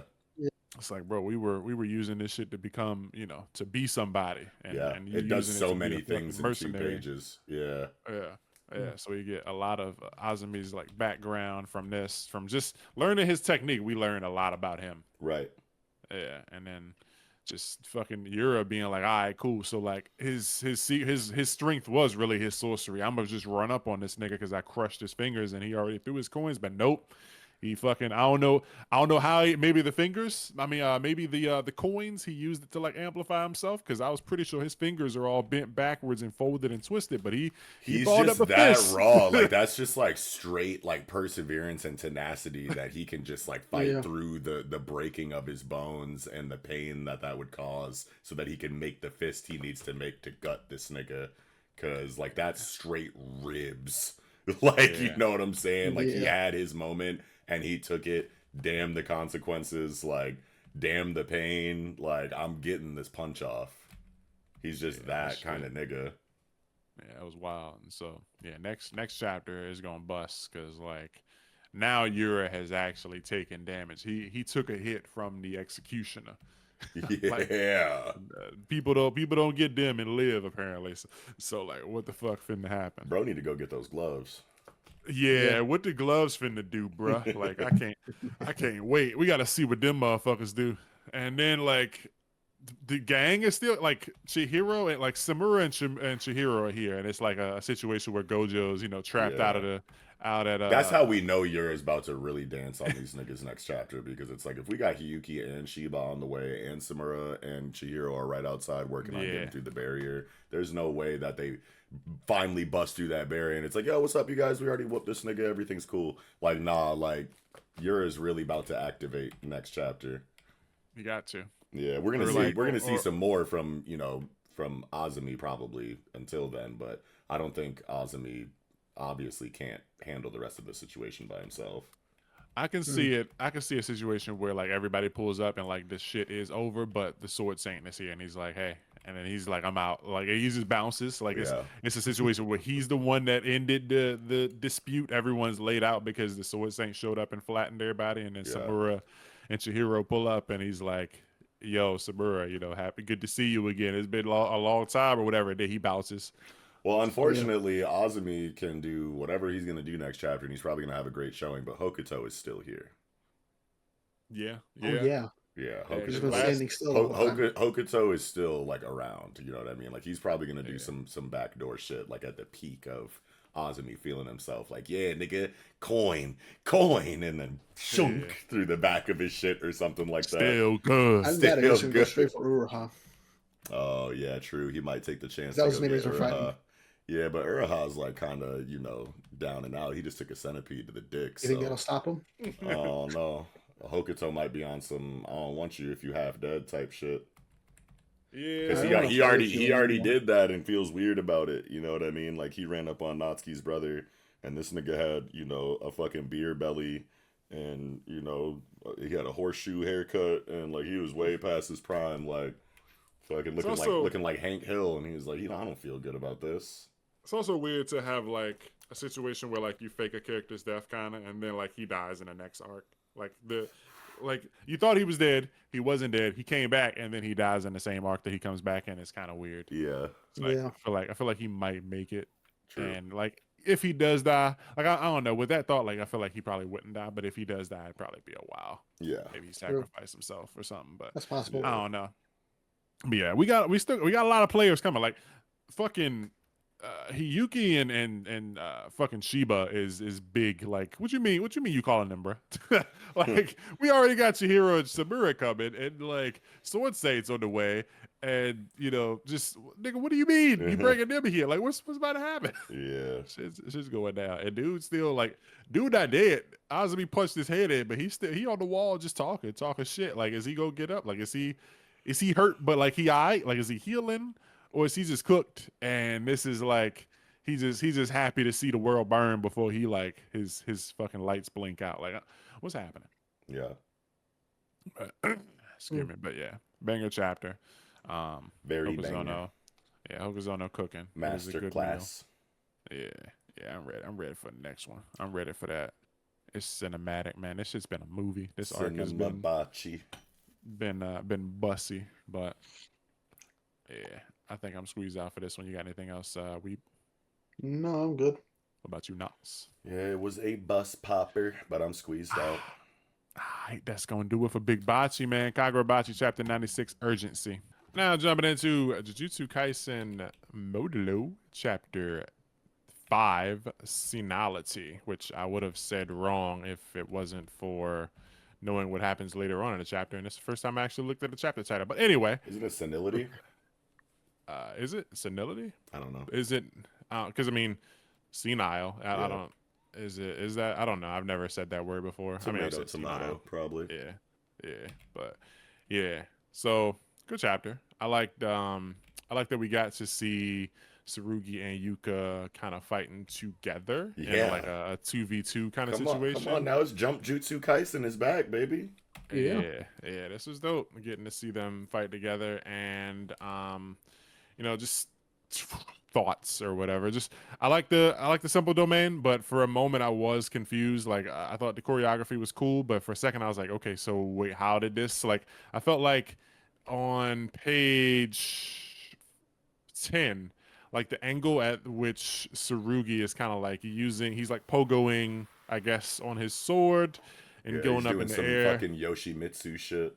Yeah, and then like he kicks the like Shikigami in the face, but I was like the angle at which he's in doesn't really make sense for like how his feet landed, and then he flips over, and I was like I don't really know if this works for me, but then like I forgot it was a simple domain, and it's one of the ones where it's like his body is kind of like automatically attacking. moves to the thing. Yeah. So it's like okay, in that case I'm fine with it because it's kind of like he's just his body's kind of on autopilot, fucking just flipping around, doing performing the right action at the right time to counter and do shit. So it works. I thought this is cool. I like the chapter. What you thinking about this one, Knox? The choreography was amazing. The ability applications were all great. Like it's feeling very Jujutsu Kaisen in this chapter now. Whereas like before it was kind of doing other kinds of things in the writing to set things up and whatnot. But this is like the first chapter where I'm like, holy shit, this is Jujutsu Kaisen for sure. You know what I mean? Like it established itself as its own thing. It's telling a different kind of story, yada yada. The identity was always kind of like secured from the first chapter. It never really lost that. But this is one where I'm like, yeah, it's full power JJK now, and it feels really good. What you think, Weed? How you felt? I think this is definitely probably my favorite chapter because it felt the most JJK from this whole thing. Really cool fight choreography, interesting abilities. I like how Tsurugi is like doing something unique with his like cursed tool plus his heavenly restriction, because he's actually somehow using the cursed energy within his sword to use a simple domain, since he doesn't really have much cursed energy to utilize himself. Yeah, and I don't think Maki did that at all. Well, it seems like new tech, you know what I mean? You got like 60, 70 years like since Jujutsu Kaisen where they have like plenty of time to, kind of refine things from the previous series and applications for the future. Yeah, it's super sick, but I think that is something that's cool about there being such a huge time skip between part 1 and part 2 is that now we're able to go, okay, after research and you know, development and, you know, whatever, what have you, we can do these new things inside of the power system that other people might not have been able to take advantage of in the past. Yeah. It is really cool, and it would be interesting if it was revealed that Maki over those 60 years learned how to do that after beginning to take a look into new shadow style, and then taught Tsurugi that at a young age, Oh, I at would love least give that. him the hints, That'd be and super. then That'd he be learned it super cool. himself through the new shadow style school. Hell yeah. Yeah, I can't wait to see how they'll add other, you know, legacy characters and have their contributions be shown here. Like you said with Maki, I want to see like who actually does teach anyone anything from the old generation. I need to see that. But the art was cool in this one. I really liked all the fucking action shots, and then like the threads on the maternal Wraith's Fury. Like that shit looks cool. Like this was some good drawings here. And, Yeah, Yuji Iwasaki's in the duffel bag. yeah, this first page kind of threw me off though, because like we see the girl and the water's floating, and I'm like, oh, okay, so you know, congrats, chick, you just manifested your curse technique. You can like manipulate water or whatever, but like I'm guessing that's Maru because at the end, you know, there seems like some sort of like gravity thing is going on because like the first chapter shows Maru, but like the little girl's like cup is floating and the water is floating out of her water, and then on the end you see like rocks and stuff is floating, and then like Maru's fucking eye is open. Mm-hmm. Theory I saw online is that maybe like the presence of the aliens is like causing like some type of ripple effect, getting other people to awaken to their curse techniques and Oh stuff. no, hell no! This is definitely Maru's doing. It's kind of like a flash I forward. think so too. Yeah, because like the girl with the water, like you know, in her room, like seems so random. And she's like, "What the fuck is going on?" I have no idea. And then it immediately shows Maru for the next two panels, and then it pays that off at the very end of the chapter by showing that that same kind of gravitational issue is stemming from Maru's body. Yeah, I Yeah. did see somebody say they think it might be cross. Like if Maru gets knocked unconscious, then his brother can take over, and this might be his brother taking over his body. Oh, that's tight. Yeah, That's Yeah, really cool. I guess that'll make this generation's like type of Sukuna level thing in terms of like you know, losing control of your body to somebody else if you're knocked out unconscious or for whatever other reason. Yeah. yeah, Like now you don't want Maru to get knocked out or put in too much mortal danger, otherwise Cross will come out and this will make your coexistence type thing even more impossible. Oh, Speaking of and by Sukuna, the way, I should let y'all know too, like there was a fan translated version of this chapter that came out before this official one did. I don't know if you Kind guys of knew that. expected that. we don't Yeah, need so that. because like my homeboy Casey, I was in Discord with him and he was catching up on JJK and he was streaming it, or he was catching up on Modulo, and he was streaming it and then he finished chapter 4 and I was like, "Yep," and you're caught up now. And then he hit like left arrow and then it went to like the next chapter and I was like, "Huh?" And I was like, "Wait."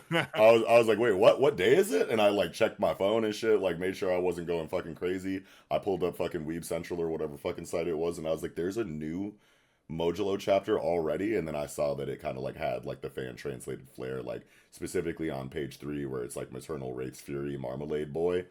Insane name, completely different name in the fan translation, and in the gutter to the right of the elbow of the Shikigami, there was like a translator note that kind of gave, you know, a secondary name to the technique, and I can't fucking remember for the life of me what it was, but I remember thinking it was so tight. I have no idea how to find the fan translated chapter now because I'm pretty sure I was reading it on Weeb Central, and now it seems like it's been replaced with this new official one. So I don't really know where to find the fan translator one. I don't know if I'm going to search too hard for them in the future now that I know that they're being done.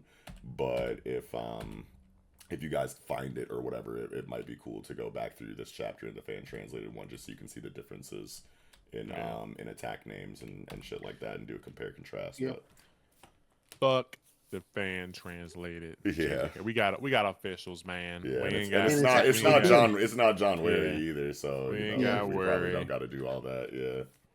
Yeah, but nah, this one was good, man. I fucked with the chapter, and yeah, you know, just thinking since we mentioned Sukuna or whatever, what if Cross ends up actually being the like main antagonist and not the big buff Sukuna looking nigga? Like, what if he's actually like really nice? Like, I mean, yeah, they said like they definitely built him up to be mad scary, saying stuff like the concept of being unarmed doesn't exist to him. But like, what if he is actually not the like big bad guy and it's like Maru's That would brother? be a I nice throwaway. I can definitely see that. Yeah. Me too. Yeah, they build it up where Maru's brother is actually the like final nigga they gotta beat to like save the day. Yeah, that makes a lot of Even sense, honestly. yeah, because it's like everybody's expecting, buff Sukuna nigga to be the final boss. Right. But like, if he gets duffed by fucking Cross, and it's like, whoa, wait, where'd that come from? This, Yeah. you small shrimp. Why you beating big dog? But yeah, that'd be dope. So originally I thought that there was some kind of like subversive shenaniganry going on last chapter where they wanted us to think that it was the child who was reacting, in response to the death of the mother, the way that they had set up throughout the whole chapter. And I thought that they kind of like did a switcheroo, and I think I said something along the lines of, oh, it's actually the mom cosplaying as the son, and it's like the reverse situation. But I think that this is still the boy, and he's just like now like super old and like using the technique to keep himself looking young. So like maybe Yeah, that's like, what he said in the chapter. that's what he said in the chapter. I couldn't remember, but yeah, like he said, like he wanted to stay in the first grade forever, wanted to keep that feeling, and he just kept like grafting and sewing skin on himself with that technique. Then like stay young. Yeah, I misunderstood then because Yeah. I was still thinking it was like when on the page where it said you're out of stamina already. I thought that was the old lady. I thought that was like her true, like revealing her true self, and then like she just like took her hair off or whatever. I thought. No, I think he was just using the shedding ability to kind of like to hide underneath the Shikigami and pull some crazy shit. But yeah, like so it seems like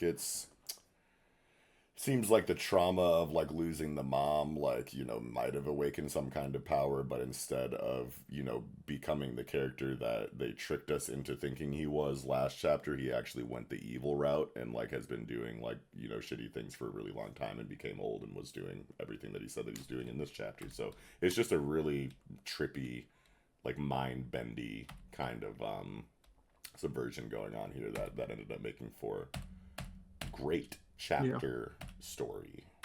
Yeah. And these kind of like puppet and marionette sewing type deal, I think these are always pretty cool, like puppet type characters and shit, like fucking Konkuro's puppets, and then this guy, his Shinigami is trying to do some sewing stuff. This is dope. I like this fighting style, and it's mid combat, mid conversation, it's like sewing his face back up and shit. Like, yeah, fire. And he's senile too. Yeah, he's like forgetting. Yeah, he's like repeating himself. So it's like he just wanted to be a first grader over and over, but he's also like forgetting, or not realizing that he's saying this shit multiple times. Yeah, shit's gas. Senile old fart. Yeah, this was good stuff. Got the veil, reusing the veil techniques. Hell yeah, we needed that. Great. Bring it back. Bringing back the veil. Dude, he putting in some work. He stuck them with some needles a couple times and shit. But yeah, fucking Maru finna flex or cross or something. But that eye looking up at him, it's mad creepy. Yeah. It's like, what is this? That is an insane angle. And the eye looking directly at the reader is just like such a brilliant like artistic decision. Yeah. Yeah, like the fucking like the dude, he's even saying like he's like this is boring. See, there's not much to be gained from killing each other. I lost a few marbles, I gotta go home. So like he wasn't even planning on killing, he was just gonna leave. Like I don't even feel like killing y'all, bro. I'm just out. Yeah. Hell so yeah. he can fucking move. I can also pack the guardian spirit body inside the skin. So yeah, he's just doing some nasty shit. That's gonna make it like even more awkward like for Maru, because like his ability is gonna activate right now and he's gonna fuck this dude up, and it's gonna end up being like this dude wasn't even going to kill us anyway. Like he was about to just leave, and then you scrunched him. You know what I mean? Like Maru's gonna probably feel bad about that. Maybe, I don't know. Maybe I think this nigga's killed other people though, so maybe it doesn't matter. Yeah, he's killed. Yeah, he needs the extra skin for his puppets. Yeah, that is funny that he was just about to bounce though. Like, all right, well, it's been real. Peace. Yeah, bro. Next chapter just opened up with him getting crushed into a meat cube. Yeah. It's like, bro, he was about to dip. We were gonna like slap the cuffs on him when Right. he turned around or some shit. It's like, oops. I mean, whatever. He lived a long life. He's got the fucking Thanos lips. Like, this nigga old as hell. Yeah. Yeah. Sayonara. Yeah, cook this fucking idiot. But yeah, fucking yeah. Interested to see where we go from here, man. This was chapter 5, so we got probably about 20 to 30 mo. If it's gonna be 6 months, that's what, 4 weeks, about 24 chapters. So, Marmalade boy. Jesus. Yeah. that sounds like a fucking JoJo stand. Sounds like a lot of shit that we ain't gonna get into right now, but yeah, tight shit. Yeah, man. This is a good one though. I liked it, like the combat and what we got, and fucking Maru ass on the floor the whole chapter. But next week he finna activate, so we'll see where that goes. You got anything else for this one, Knox? I think I'm good. All right. What about you, Weeb? No, I think I'm good. All right. Fun Let chapter. us know down below if we missed or forgot anything, or you want to share some thoughts, comments, concerns, or whatever. But that was Jujutsu Kaisen Modulo, Chapter 5, Senality? As we usually do before we wrap up, we talk about comments of the week and chapters of the week. Chapters and comments. Yeah, you know what it is. So for me, I ain't even gonna waste your time. My chapter of the week, Big Gachi, Big Cooter. It was crazy. Yeah. It was too major. It had too much going on. Yeah. There was good chapters, but it was just too major. If you're not reading Gachiakuta, Big Cooter, if you're not watching the anime, or if Gachi isn't in your rotation, you're a bum. Yeah. You blew it. Yeah, I would say you still good, but you're not. You're not good. You're not good. It's over with. Fix yourself, bro. Like, do something. Anyway, what about you, Knox? Yeah, I mean, it was between Gachiakuta and fucking Kagurabachi. Those are my top two, I want to say, and yeah, it just has to go to Gachi. It has too much. We're trying not to spoil in the chapter of the week segments anymore. Yeah, but you already know what it is. Big Gachi, fattest cooter. What about you, Weber? This is actually kind of tough for me because, well, I really did like Gachiakuta and Kagurabachi. A part of me does curveball. Yeah, a part of me does kind of want to give this to the JJK because it just felt like classic JJK to me. Like It feels like everything just hit the right notes for this chapter. I think I'll give it to JJK for this week. I ain't mad at it. Brought him back home. Had some chunky chicken noodle soup on the stove waiting for him when he read that chapter. Okay. Yeah, it wasn't a Gachi sweep this week. It was Crazy. last week. Okay. Penile curve. Wasn't expecting that one, but yeah. Whoa! Yeah, that was nuts, Knox. I don't know why. What's going on me? Like that. That's crazy. Nah, throw him in the fucking loony bin. You and Traffy be on that weird shit. But yeah, that was a chapter of the week. So let's jump into some of these comments. First off, want to see we got one from at Papa Traffy. Why do Knox and Yato constantly gotta hate on me? Because you suck, man. Because you haven't fucking read Hunter x Hunter, bitch. Yeah. Yeah, wait, he hasn't read Hunter? Bro, I was just yelling at his ass on the timeline. He said he was talking about how like Vinland Saga is the only series where I could watch a 2+ hour long video and be locked in the whole time. I was like, nigga, go watch New World Reviews Hunter x Hunter Succession War recap video right now. And he was like, I'm not gonna lie, bro. I ain't even read a single chapter of Hunter. I was like, what? He's like, I've seen all the anime though. Nigga, that's not good enough. And now I know why I'm such a fucking dickhead to you. I knew there was a reason why. I just didn't have the ability to put my finger on it yet. I was starting to feel bad, but now I don't. There's your answer. You're a dickhead. Sorry. Shout out to dickheads all around or whatever. The no fuck? shout outs, but yeah. You saying something, Weeb? I said, yeah. Oh, yeah. Yeah. He's like my fucking like sidekick. I'm like the bully in high school, and he's like the nigga behind me that just repeats everything I say. Silly I as had nothing to hell. add there. We got one from at McCoy Berthelot 2500. What does that name mean? No, I need you to. In relation to Hey, if you listen to this shit, my nigga, you need to break down the origin of that name next comment that you make. Anyway. Say something, but yeah, still holding on to my theory that Count Saint Germain and especially now the Red Baron are noble vampires. Ooh. I don't know if I've That's seen anybody say interesting. that. Yeah, I don't know if I've seen anybody say that, and we haven't had any vampires yet, right? Yeah, And we were asking like, well, we got the Jiangxi, but Oh yeah, They're the yeah, closest we had, but they're more like but more so zombies. yeah, yeah. but we were asking like, what does he mean by nobility? You brought that up, I think, in the last Down to Dawn review. Like, what could they mean Me? by that? That's a good, yeah. I remember you Um, asking, you were like nobility, so like, oh yeah, yeah, cause because Smoke Dude Cigarette Man was like hmm nobles bowing to common. Yeah, okay. yeah, you had asked that Mm, question, and I had thought about it, and I was like, I wonder how they could be nobles, and that's a great answer. Love that. yeah, that would be dope. Let's see.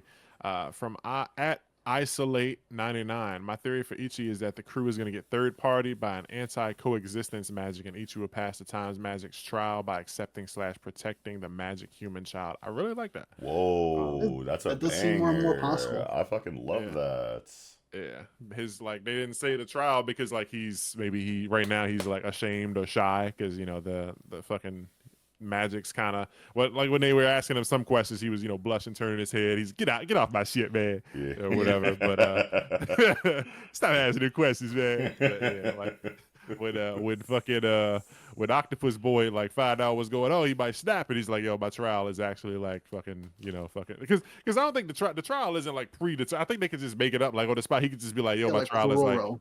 Yeah, his trial could just be like, "Yo, just fucking don't let my wife die or something." And it's like, "All right, cool. We saved your wife from Butthead and now acquired you or whatever." But yeah, but I mean, Yeah. they asked a lot of questions in this chapter, like what happens if they acquire. So it's gonna be a tough, tough trial and tough to deal with just that whole situation. Like, are they? So we getting two magics? I didn't even think about that. Like, if they do Oh collect, yeah. Chrono, Yeah. and then do they collect Buddy? Like, and also like, does Ichi get both? Because like some other people kind of like Kamugi, bruh. Yeah, Give Kamui Kamugi a needs They some. magic. might, Right. they might acquire the octopus guy, and maybe the Chrono Weaver magic will just live in the association like Jiki Shirone for the sake of his kid instead of being Bruh. acquired. What if that baby be born and like Knox said it just be 13 years old and it acquires fucking squid baby like it just come out the womb but like I know the dude is just fucking acquired dude That'd like be he just come out the nuts. womb level 70 yeah. Yeah. Let's see one more comments boop, boop, boop, boop, boop.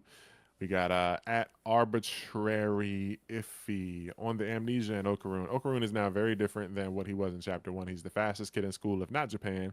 He's a great fighter and he takes initiative, and I think that might be what they show. Add that Zuma clearly sees Momo as a friend, nothing more. Yeah, it They still were kind of like hinting at a potential, like, frustrating extra love interest in the form of Zuma for, Momo. Whether or not they both feel the same way towards each other or not, like, that was clearly kind of like set up as a point of romantic frustration when Zuma's character was introduced. Like, yeah, we and were like supposed to Yeah. think, like, when he started coming yeah. around, so. That and when they were in the thing, like didn't she like take a nap on his chest or some shit? Like something Yeah, something yeah, happened yeah. when they were like in the Jumanji game. I can't remember. I got to go back and reread. But something happened. Either she was like cuddled up because she was hurt or something. She was huddled up with either him or I want to say like Gigi or something. I don't remember. But yeah, um, I mean, Yukinobo's doing stuff to just make people go, oh my god, I can't believe this shit. But it's cliffhangers, man. You know how the game go. For People sure. gonna talk, and it's just more down and down conversations being had throughout the week until the chapter come out, and it's like, oh okay, he's actually not into girls or whatever. That type of shit happen all Yeah, the yeah, yeah. time. But yeah, good chapter. Good comments. Thanks for the comments, everybody. Yeah, good chapter. Yeah, Yeah. It's getting late, everybody. yeah, it's getting Yeah. late. Shout out to y'all. But let's see. We got outro now. So hey man, you know what it is, baby. This is Shonen Pulse, episode 41. We talk about manga. Hit the buttons, hit the like, comment, subscribe, hype. It's a lot of buttons now, man. I'm just whew, I know y'all tired of hearing me say this shit, but yeah, we got membership set up. We got Patreon set up if you want to be a member.